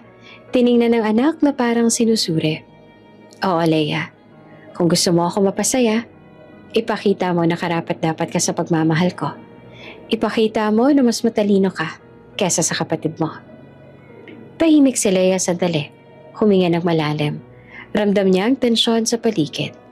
Ang tingin ng mga kaklase, ng mga guro, at kahit ng ilang bisita. Ngunit sa loob niya, alam niya na may prinsipyo siya. Hindi siya gagawa ng kahit ano para lang sa pagpapakita ng superiority. Ngunit may halong determinasyon sa kanyang boses. Tumango siya. Kung yan ang paraan para mahalin mo ako, ma, gagawin ko. Sabi niya, may halong galit at lungkot, ngunit buong tapang. Kinabukasan, nag-set up ng meeting ang reunion committee para sa challenge. Sa isang malaki at modernong conference room, nakaupo si Leia sa isang table. May laptop at document sa harap. Sa kabilang table naman, nakaupo si Trina. May designer notebook at tablet. Handa rin para sa kanyang presentation. Tahimik na tinitingnan ng mga guro, alumni at ilang bisita ang dalawang kabataan. Ramdam ang tensyon sa bawat galaw at ngiti, bawat pagkumpas ng kamay, bawat pagpitik ng laptop. Nagsimula si Trina na may kaunting yabang. Ang proposal ko po ay para sa pag-expand ng aming school program sa corporate partnerships, mas maraming sponsors, mas maraming projects, mas maraming exposure sa market. Sabi niya ng malinaw at may confidence. Ngumiti si Leia. Kinilalang galing ng kapatid sa pagpapakita. Pagkatapos, inihanda niyang sarili at nagsimula. Ang proposal ko naman po, nakafocus sa sustainable community development na may measurable impact. Hindi lang marketing o exposure ang sukatan, kundi ang tunay na pagbabago sa buhay ng mga tao. Lahat ng bata, pamilya at komunidad na makikinabang. Tahimik ang room. Maraming humanga sa approach ni Leia. Malinaw, may puso at may konkretong plan. Nakita niya ang halong pagkamangha sa mga mata ng iba. Habang nagpatuloy ang presentation, pinakita ni Leia ang mga datos, case studies at halimbawa ng epekto ng kanyang work sa foundation. Nakita rin ang mga growth ng beneficiaries, ang sustainability ng project at ang potential para ma-replicate sa ibang lugar. Si Trina, kahit na may technical points at kaunting flashy visuals, halatang nahihirapan sa real-world impact na ipinakita ni Leia. Tumigil sandali, tumingin sa ina at ramdam ni Leia ang pressure na dulot ng competition. Matapos ang parehong proposal, lumapit si Amelia upang magbigay ng feedback. Ngunit sa halip na purihin ang anak na minsang pinalaya, sinabi niya, Leia, impressive. Pero baka sa dami ng ideya mo, malito ka sa practicality. Gina, simple at diretsong approach mo. Napabuntong hininga si Leia. Ramdam ang sakit sa kanyang puso. Ngunit sa loob niya, alam niya na hindi yun ang sukatan ng tagumpay niya. Hindi niya kailangan ng papuri ng ina para patunayan ang sarili sa mundo. Tumayo siya, dahan-dahan at tiningnan si Amelia. Ma, kahit anong sabihin mo, hindi ko nahihingi ng approval mo. Pero ginawa ko to, hindi para sa'yo, kundi para sa mga taong talagang makikinabang. At iyon ang pinakamahalaga. Tahimik ang lahat. Maraming bisita ang napatingin sa kanya. Napahanga hindi lang sa intellect, kundi sa maturity at puso niya. Si Ethan naman na nakatabi sa gilid, ngumiti ng malawak. Leia, nakikita mo? Hindi mo kailangan ng validation. Ang ginawa mo ay sapat na para sa sarili mo at sa iba. Huminga si Leia ng malalim. Alam ko. At ngayon, Masaya ako na nagawa ko ng tama. Kahit galit o selos ang nararamdaman ng iba, alam ko sa puso ko na nagbigay ako ng impact. Ang competition ay nagtapos at ang room ay napuno ng applause para sa dalawang kabataan. Ngunit si Leia sa kabila ng inggit at panghuhusga ng ina ay panatag.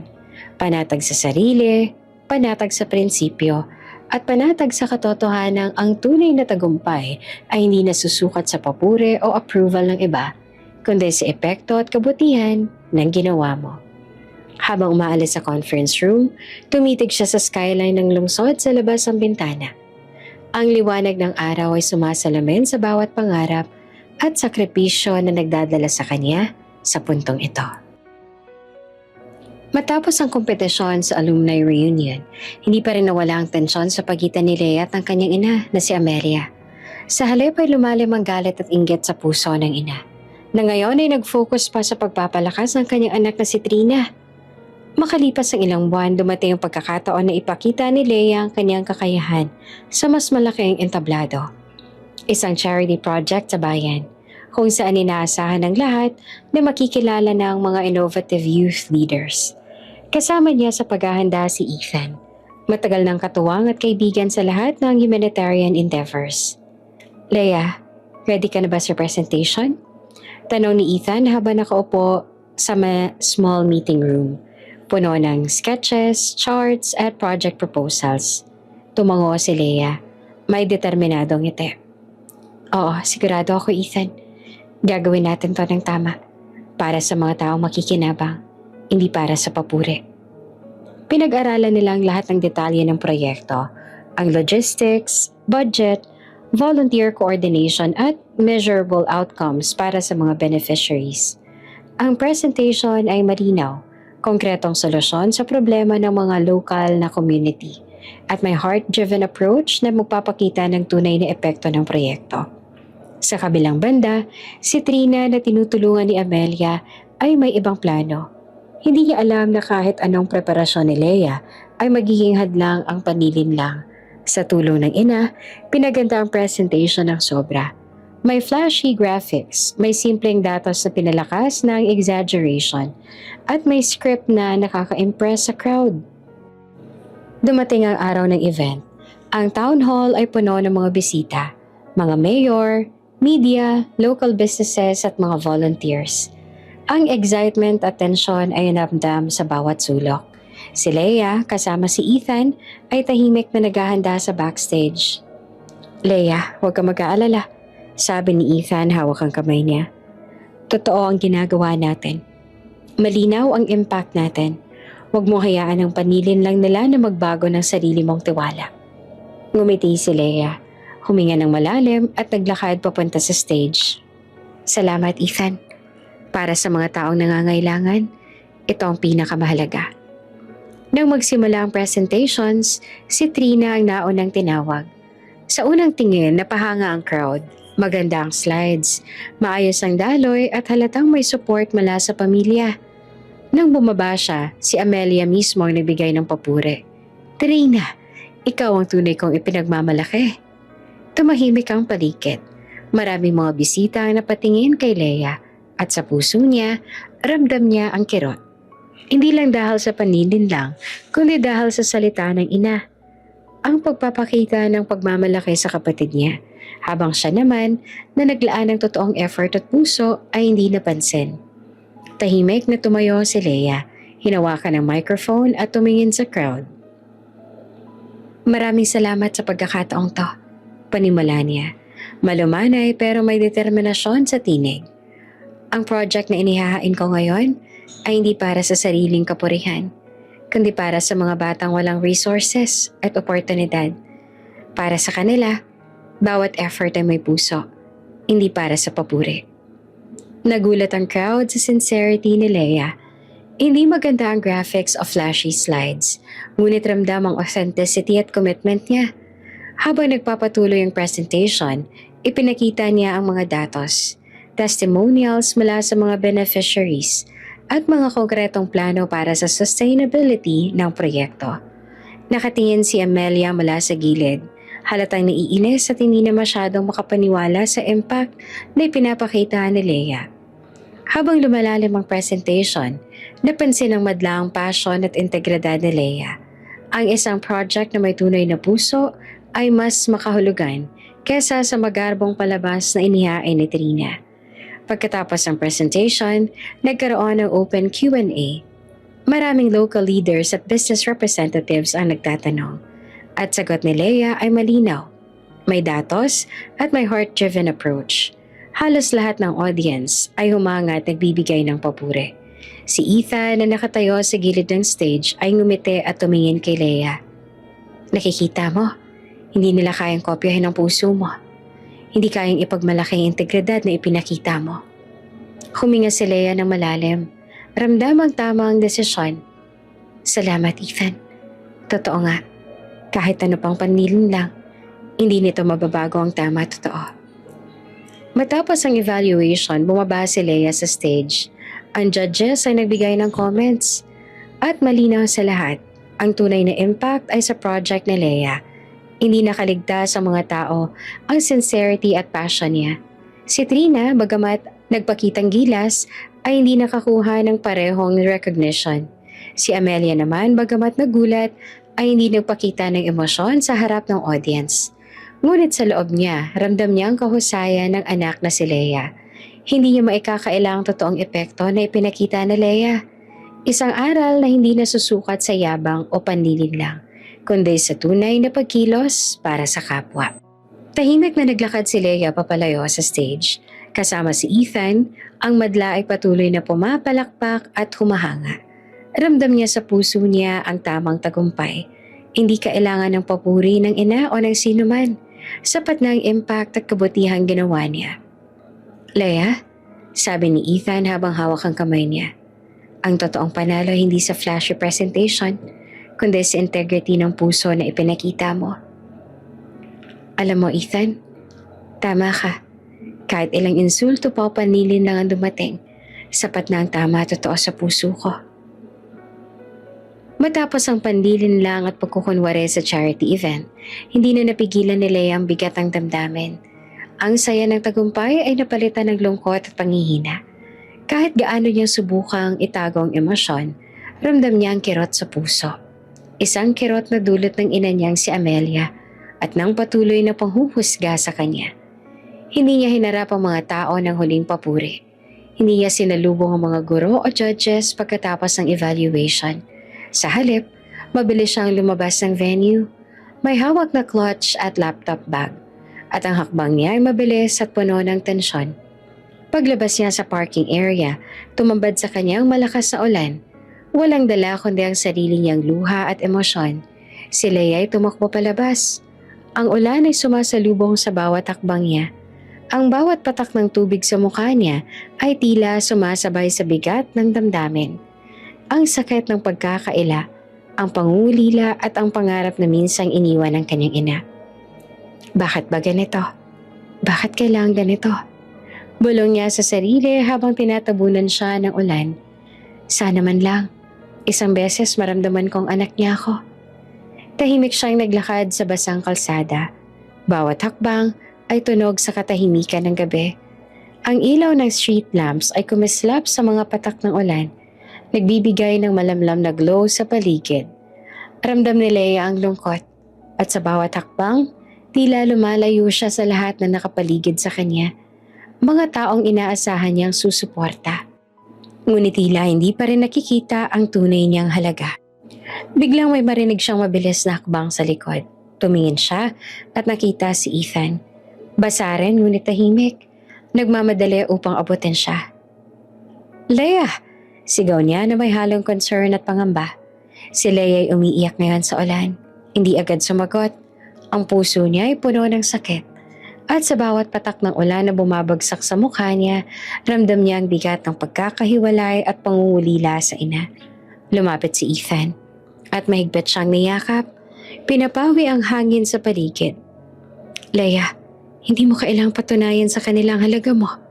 Sabi niya na mahinahon at puno ng pangunawa. Tumigil si Leia sa paglakad at ang kanyang katawan ay nanginginig. Pero Ethan, Bawat beses na tinitingnan ko sila, bawat beses na naririnig ko ang yabang nila at ang pagkukunwari ng ina, pakiramdam ko, wala akong halaga sa mata nila. Ang tagumpay ko parang hindi nila nakikita. Bulong niya, halatang umiiyak. Hinaplos ni Ethan ang likod ni Leia. Tahimik lang. Pinapayagan siyang maglabas ng lahat ng emosyon. Leia, nakikita kita. Nakikita ko ang lahat ng pinaghirapan mo. Lahat ng hirap mo. Lahat ng kabutihan mo. At iyon ay sapat na. Hindi mo kailangan ng approval na para maging mahalaga o matagumpay. Tumigil si Leia. Hinawakan ang mukha niya at pinahid ang mga luha. Habang ramdam niya ang malamig na hangin at ulan na sumasabay sa emosyon niya. Alam mo, Ethan, kahit gaano ako naging malakas sa trabaho, sa foundation, sa mga bata, iba pa rin ang pakiramdam kapag ang iyong ina hindi ka pinapahalagahan. Alam ko, Leia, sagot ni Ethan at matyagang nakatingin sa kanya. Ngunit ang halaga mo, hindi nakabase sa pagmamahal o papuri ng ibang tao. Ang halaga mo ay sa kung sino ka, sa kung ano ang nagagawa mo, at sa mga pusong natutulungan mo. Tahimik silang naglakad sa kalsada, basa hanggang buto. Ngunit ramdam ni Leia ang unti-unting pag-alis ng bigat sa kanyang dibdib. Ang ulan ay parang naglilinis ng pait at lungkot. Nagbibigay daan para sa kapayapaan sa kalooban niya. Ethan, salamat. Bulong niya na huminga pa ng malalim. Siguro minsan kailangan lang talagang maramdaman ng sakit para mas ma-appreciate ang sarili mo at ang mga taong tunay na naniniwala sa'yo. Ngumiti si Ethan, hinawakan ng kamay ni Leia at sabay nilang tinapik ang malamig na kalsada sa bawat akbang. Tama ka, Leia, at tandaan mo, ang tunay na lakas mo ay hindi nasusukat sa approval ng ina o ng iba. Nasusukat ito sa tibay ng puso mo at sa kabutihang ginagawa mo sa mundo. Tumayo sila sa ilalim ng isang street lamp. Huminga ng sabay at ang ilaw ay kumikislap sa mga patak ng ulan na bumabagsak sa paligid. Sa sandaling iyon, ramdam ni Leia ang kapayapaan na matagal niyang hinahanap. Ang kapayapaan na hindi mula sa papuri ng iba, kundi sa pagkilala sa sarili at sa tunay na epekto ng kaniyang kabutihan. Umiiyak man siya, ngunit sa mga luha ay may kasamang pag-asa. Ang nakaraan ay bahagi na lang ng kanyang kwento at ang hinaharap ay puno ng bagong simula. Sa tabi ni Ethan, ramdam niya na kahit anong unos o ulan, may kasama siyang tapat at tunay. Ang ulan ay huminto ng dahan-dahan at sa mga patak na naiwan sa kanyang buhok at mukha, nakangiti si Leia ng maluwang. Alam niya ngayon, ang kanyang halaga ay hindi matutukoy ng salita ng iba, kundi ng puso niya at sa mga taong tinutulungan niya.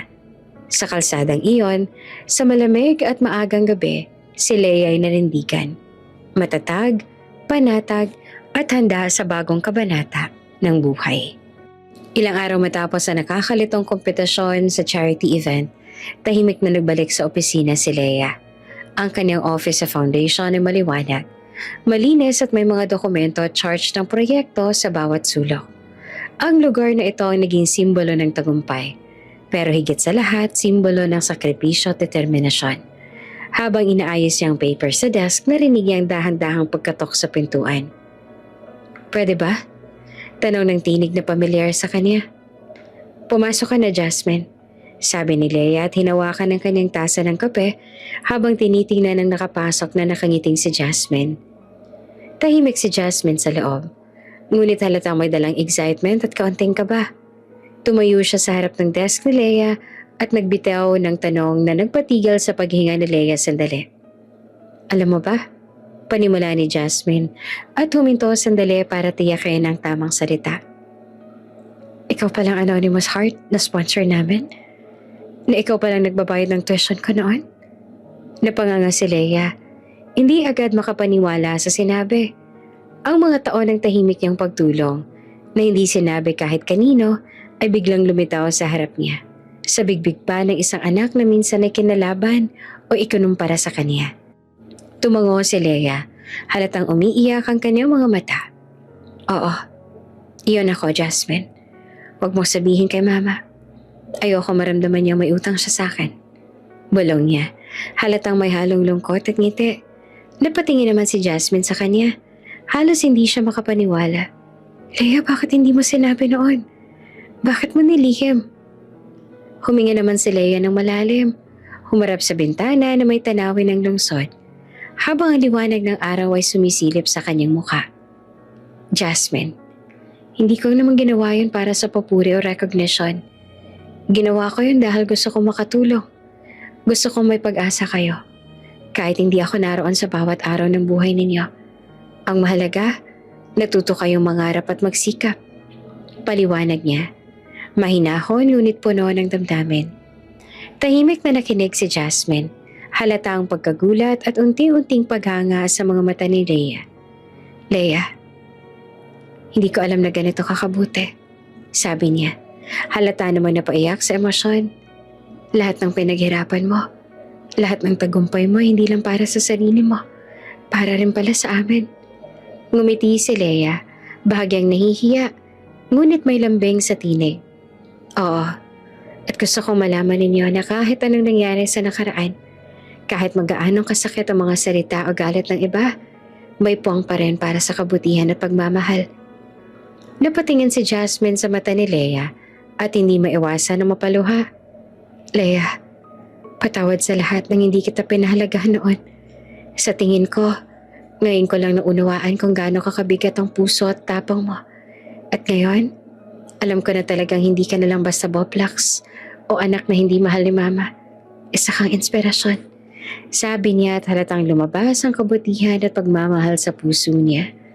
Tumayo si Leia, lumapit kay Jasmine.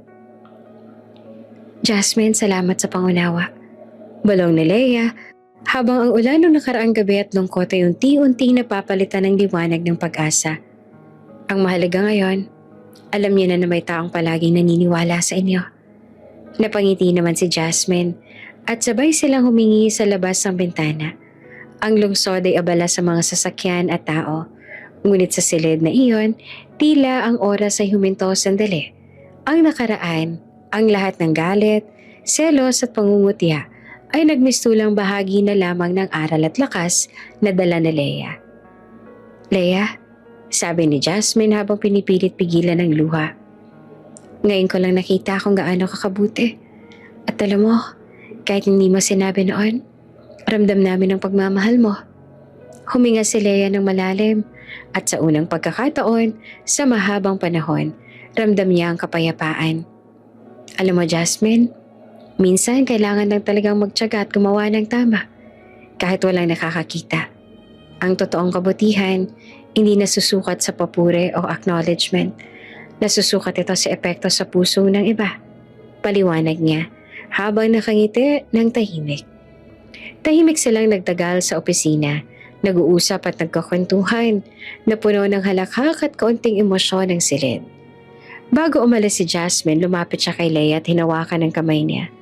Leia, sana malaman mo, mas mahal ka namin kesa sa inaakala mo. At ngayon, alam ko na kahit gaanong kasakit noon, hindi ka nag-iisa. Tumango naman si Leia, bagyang napaiyak ngunit masaya. Salamat Jasmine. Ngayon mas lalo ka nang naiintindihan. Ang pagmamahal at kabutihan ay hindi lagi nakikita sa salita ng iba. Minsan sa tahimik na paraan, mas ramdam ang puso. Sa huling tingin ni Leia, sa pinalingap na kapatid, ramdam niya ang lakas ng pamilya. Isang lakas na hindi nakabatay sa papuri o pagkilala ng ina, kundi sa pagmamahal at pag-unawa ng isa't isa. Sa opisina, sa liwanag ng araw at sa katahimikan ng lungsod sa ibaba, nakangiti si Leia ng buong puso. Hindi dahil sa material na tagumpay, kundi dahil sa kabutihang ipinakita at nakilala ng kaniyang pamilya at tahimik at lihim na paraan. Ilang linggo matapos mabunyag ang lihim na tulong ni Leia bilang anonymous heart, unti-unti nagbago ang relasyon niya sa mga kapatid. Si Jasmine na dating may halong inggit at kapabayaan sa kanya ay nagsimulang ipagtanggol si Leia sa harap ng ina at ni Trina. Trina, tama na nga yung paninira sa kanya, sabi ni Jasmine sa isang family gathering. Hindi mo alam ang lahat ng ginawa niya para sa atin. Alam mo bang si Leia ang nagbayad ng tuition ko noon? At prinotektahan niya ako nang hindi mo alam. Napatingin si Trina, Halatang nagulat at napikon. Ano? Si Leia? Ang Boplax na yon? Paano mo naman nasabing siyang tumulong sa'yo? Tahimik si Leia, nakatingin ng mahina. Pero ramdam ang pasasalamat sa kapatid. Hindi niya naman kailangan ng papuri o payo ng iba. Ang mahalaga ay naiintindihan siya ni Jasmine at nagbago ang dinamika ng pamilya. Ngunit sa kabila ng magandang pagbabago, biglang dumating ang hindi inaasahang pangyayari. Sa isang gabi, habang nagbabalik si Leia mula sa opisina, naramdaman niya ang matinding panghihina. Ang kanyang ulo ay umiikot. Ang mga mata niya ay unti-unting namumuo ng luha at pagod. Ethan, hindi ko alam. Bulong niya habang bumagsak sa sahig. Dumulog siya sa apoy ng takot at pag-aalala. At hindi na nakalaban sa panghihina ng katawan. Ang ilong niya ay biglang dumugo at ang kanyang mga kamay ay nanginginig. Agad na narinig ni Ethan ang sigaw ni Leia.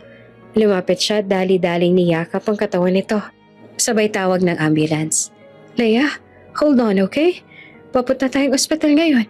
Hindi ka nag-iisa. Sabi ni Ethan. Hawak ang ulo ni Leia habang tinatanggal ang basang buhok mula sa kanyang mukha. Sa ospital, mabilis siyang dinala sa emergency room. Ang ilong ay patuloy na dumudugo at ramdam ni Ethan ang takot sa kanyang dibdib. Tahimik siyang nananalangin sa loob ng kanyang sarili habang hawak ang kamay ni Leia. Dumating ang isang doktor, may dalang medical chart at mahinahong tono. Ano nararamdaman ni patient? Tanong ng nurse sa kanya habang mabilis na inaayos ang mga kagamitan sa paligid. Bigla na lang siyang nanghina. Nahihilot dumugo ang ilong. Sagot naman ni Ethan na halos nanginginig rin sa kaba. Tumingin ang doktor kay Leia at nagbukas ng chart habang tahimik. Leia, kailangan nating magsagawa ng ilang tests agad. Ang sintomas nito, panghihina, madalas na nosebleed at iba pang signs sa indikasyon ng problema, posibleng sa kidney. Huminto si Ethan. Hawak ang kamay ni Leia na mas maigpit. Doc, ano pong ibig niyang sabihin? Tanong niya na halatang nag-aalala. Posible na natitirang kidney niya ay mahina na. Kailangan natin ma-diagnose ng mabilis at suriin ang options para sa treatment. Maaaring dialysis o transplant ang kailangan sa hinaharap. Paliwanag ng doktor. Malinaw at maingat sa pagpili ng salita. Tahimik naman si Leia. Nanginginig sa kama pero may tapang na lumalabas sa mata niya. Ethan, okay lang. Makakaya natin to. Bulong niya at bahagyang napapaiyak. Ngumiti naman si Ethan kahit ramdam niya ang takot at pangamba sa kalooban. Hindi mo kailangang mag-isa, Leia. Lagi ako nandito at haharapin natin to ng magkasama. Hindi ka nag-iisa, okay? Sa mga sumunod na araw, nagsimula ang serye ng tests at pagsusuri. Bawat examination ay nagdadala ng kaba at takot. Ngunit ramdam ni Leia ang suporta ng pamilya. Si Jasmine ay palaging nasa tabi niya. Inaalagaan siya. Nagdadala ng pagkain at simpleng yakap na nagpapagaan ng stress. Leia, patawad sa lahat ng pagkukulang ko noon. Sabi ni Jasmine sa isang sandali na nag-uusap sila sa hospital room. Hindi ko alam na ganitong kalala ang pinagdadaanan mo. Sana noon mas naging mabuting kapatid ako. Huminga si Leia. Halatang naiiyak ngunit may ngiti. Jasmine, wala nang mali sa nakaraan. Ang mahalaga nandito tayo ngayon at nakikita ko na may pagbabago. Salamat sa pagmamahal mo. Ang araw-araw na gamutan ay mahirap, puno ng takot at uncertainties.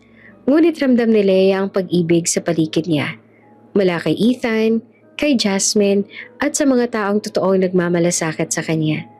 Ang sakit ay hindi hadlang sa kanyang determinasyon at sa pagtanggap sa pagbabago ng relasyon sa pamilya.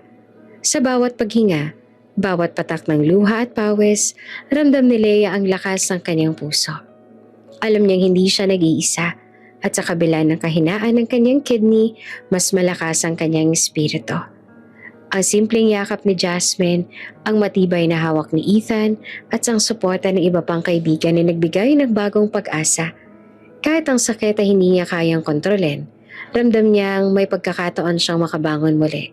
Hindi lang para sa sarili niya, kundi para sa pamilya at sa mga taong naniniwala sa kanya.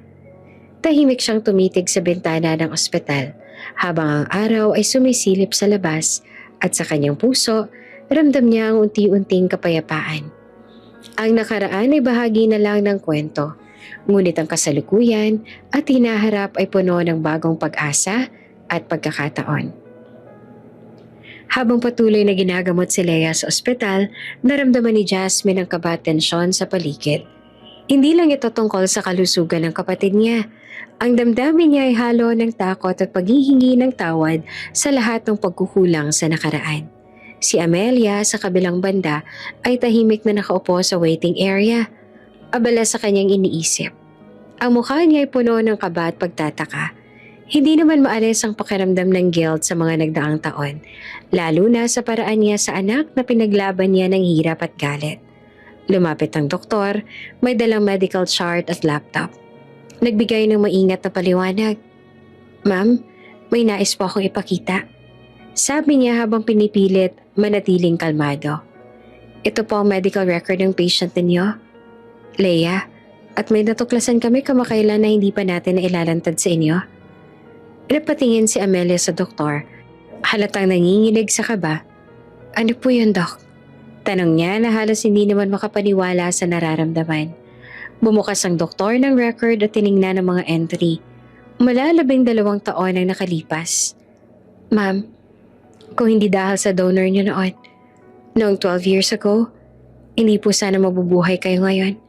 Siya po yun, si Leia." Tahimik na nakatingin si Amelia sa screen at sa bawat salitang binigkas ang doktor, unti-unting bumukas sa kaniyang lahat ng pangunawa.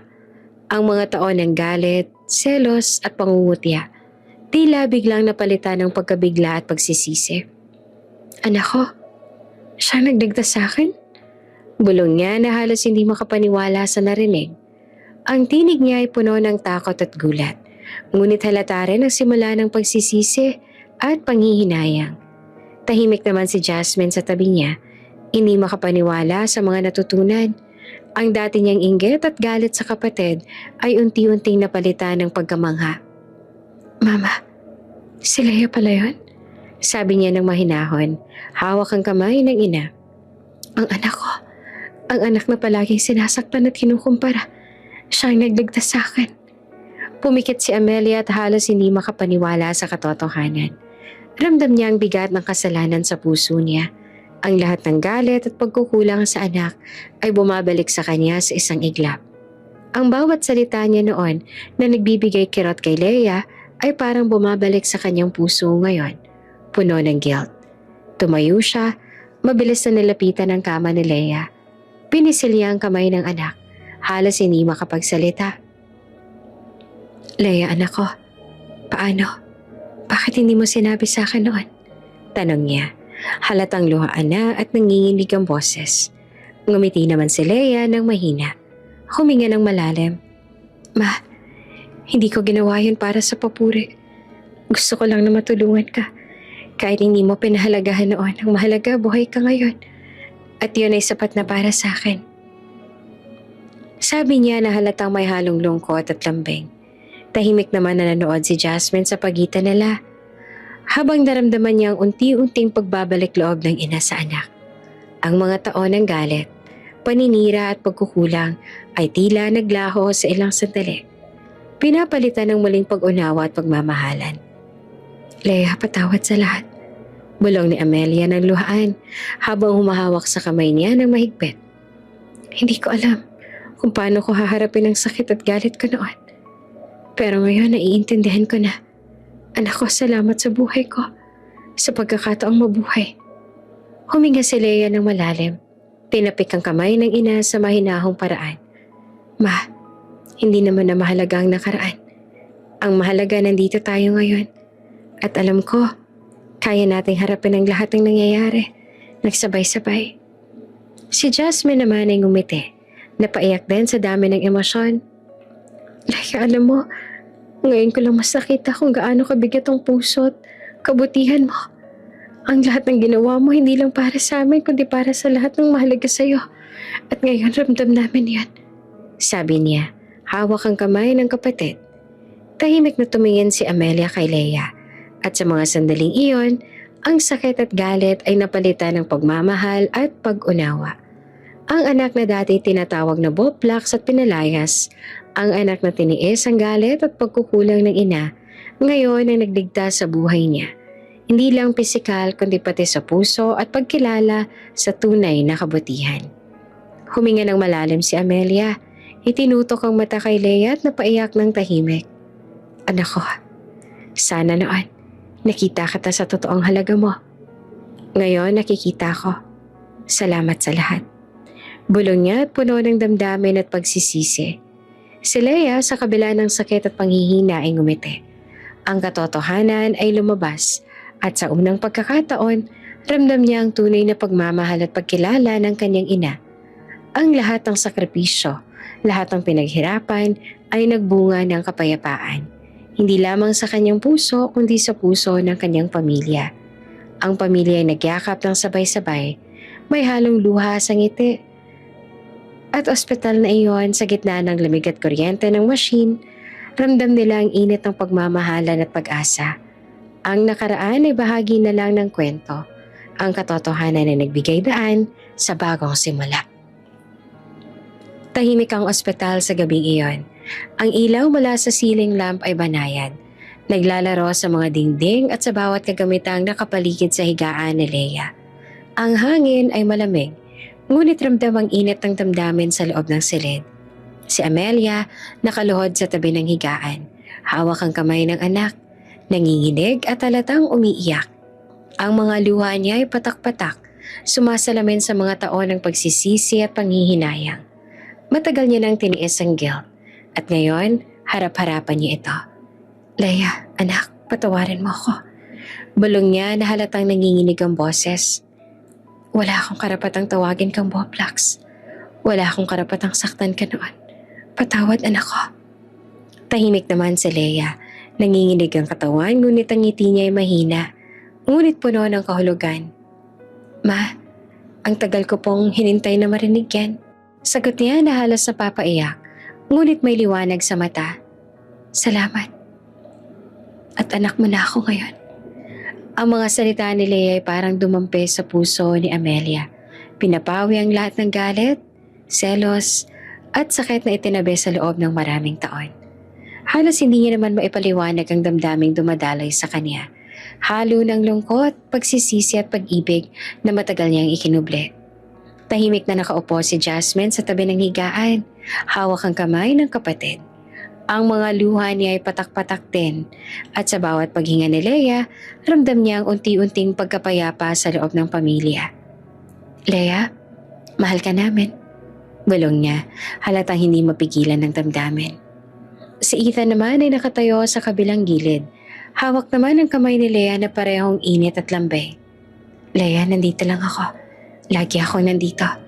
Sabi niya na tahimik ngunit puno ng pagmamahal. Mahina na ang pulso ni Lea. Ang bawat paghinga niya ay mabagal at maingat. Ngunit sa kanyang ngiti at mga mata, ramdam ang kapayapaan. Ramdam niya ang pagmamahal ng kanyang ina, ng kapatid at ni Ethan. At sa huling sandali, alam niya na nagbunga ang lahat ng sakripisyo at kabutihan. Huminga si Amelia ng malalim. Halos pilit na kontrolin ang emosyon. Lea, sana noon, mas naging mabuting ina ako. Bulong niya na may halong panghihinayang at luha. Pero ngayon ko lang naranasan ang tunay na anak ko. Salamat sa iyo, sa lahat. Si Lea ay bahagyang umiti, humihinga ng malalim. Hinaplos ang mukha ng ina. Ma, wala nang mali sa nakaraan ng mahalaga. Maramdaman ko ngayon ang pagmamahal mo. Salamat sa lahat. Tahimik silang nagtagal sa higaan ni Lea. Hawak ang kamay ng isa't isa. Ang oras ay tila huminto sa ospital na yon. Ang tanging naririnig na lang ay ang mabagal na tiktak ng relo at ang mahina ngunit makabuluhang paghinga ni Lea. Lumapit si Amelia ng mas malapit. Ang mukha niya ay punong-puno ng luha. Anak, sana noon mas naintindihan ko ang halaga mo. Patawad sa lahat ng pangungutya, sa lahat ng galit at sa lahat ng pagkukulang ko. Ma, wala ka nang kailangan pang ipagpaliban. Ang mahalaga ay naririnig ko ang salitang ito. Ramdam ko na ngayon. Si Jasmine ay nimakap din kay Leia. Leia, salamat sa lahat ng ginawa mo Sa lahat ng pagmamahal mo, mahal na mahal ka namin. Si Ethan naman ay lumapit at tinaplos ang buhok ni Leia. Leia, sa bawat sandali, ramdam mo na ang pagmamahal ko. Lagi lang ako nandito para sa'yo. At sa huling sandali ni Leia ay puno ng pagmamahal, kapatawaran at pag-ibig. Ang sakit at kahinaan ay nang mistulang maliit na bahagi kumpara sa init at lambing ng pamilya sa paligid niya. Ang kanyang puso ay mapayapa at sa huling paghinga, ramdam niya na natupad ang lahat ng kanyang pangarap. Hindi man sa kayamanan o tagumpay, kundi sa pagmamahal at pagkilala ng kanyang ina at pamilya. Tahimik ang silid, puno ng luha at halakahak ng mga sandaling yon. Ang nakarahan ay bahagi lamang ng kwento. Ang katotohanan ay nagbigay daan sa pag-ibig, pagtanggap at kapayapaan. Sa huling titig ni Amelia, ramdam niya ang kabuuan ng pagmamahal at pagsisisi. Ngunit higit sa lahat, ang pasasalamat sa anak na naging ilaw sa kanyang buhay. Salamat anak ko. Salamat sa pagmamahal mo. Bulong niya sa hangin. Hawak ang kamay ni Leia habang ang huling paghinga ng anak ay dumampi sa puso niya. Isang sandali ng huling pag-ibig at kapatawaran na hinding-hindi malilimutan. Tahimik ang ospital sa mahabang gabi. Ang lamig ng hangin mula sa aircon ay tila bumabalot sa bawat sulok ng silid. Ngunit sa gitna ng katahimikan, ramdam ang init ng damdamin sa paligid ng higaan ni Leia. Ang mga ilaw ng monitoring equipment ay nagkikislapan, tulad ng mga bituin na nagbabantay sa kanya sa huling sandali. Si Amelia ay nakaluhod sa tabi ng kama, hawak ang kamay ng anak. Hindi makapaniwala sa bawat hininga titig ni Leia. Ang kanyang mga luha ay patak-patak sa malamig na sahig.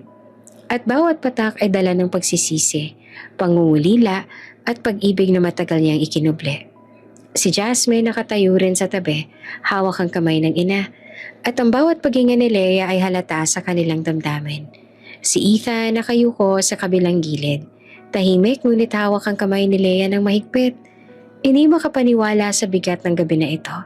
Ang gabi kung saan lahat ng sakit, galit at pangungutya ay nagtatapos.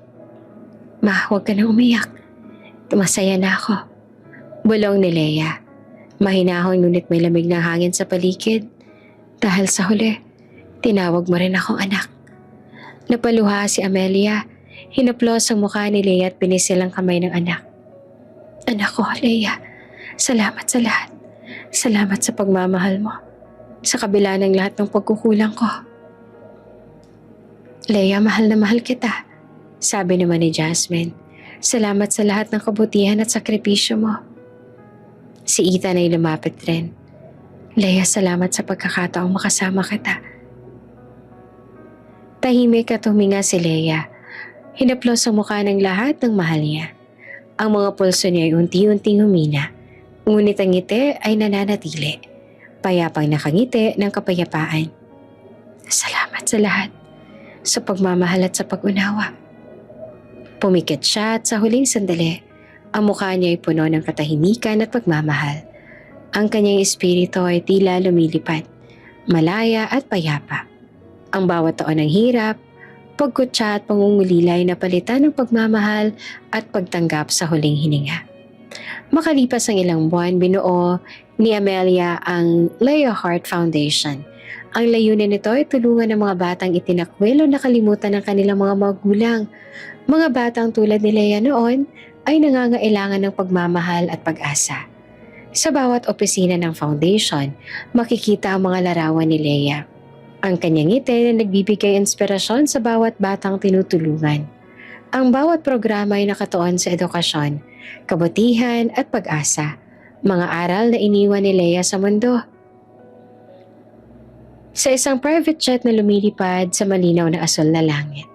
Sa gilid ng jet ay nakasulat ang malaking letra, Leia's Wings of Hope. Ang hangin ay banayad at ang araw ay sumisikat sa likod ng eroplano. Sa loob ng jet, naririnig ang boses ni Leia na mala-echo sa hangin. Malambing at puno ng pagmamahal. Hindi na ako Boplax, ma. Isa akong anak na marunong magmahal, kahit hindi manahal. Ang kanyang boses ay tila bumabalot sa bawat sulok ng mundo. Nagdadala ng init, inspirasyon at aral sa mga pusong nangangailangan ng pagmamahal. Ang langit ay parang nakangiti, kasama ang bawat patak ng liwanag na sumasayaw sa eroplano. Si Amelia ay nakangiti at nakatingin sa jet mula sa lupa. May luha sa mata ngunit may ngiti sa labi.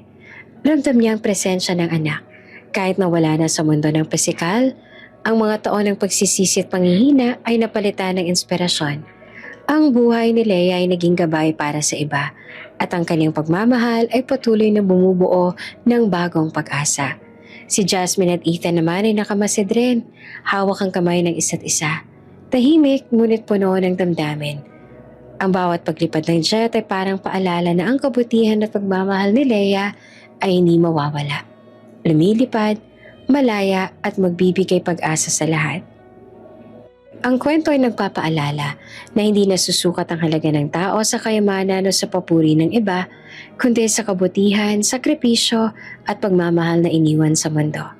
Si Leia, mula sa batang pinagkait, pinalayas, ay patuloy na nagbibigay ng liwanag. Isang liwanag na lumipad sa langit, nakangiti at nagdala ng pag-asa sa bawat pusong nangangailangan. Bago ka pa lang sa channel neto, ibang kwento ni Ate Jane, istorya mo, ikwento ko. Huwag kalimutang pindutin ang notification bell at subscribe button.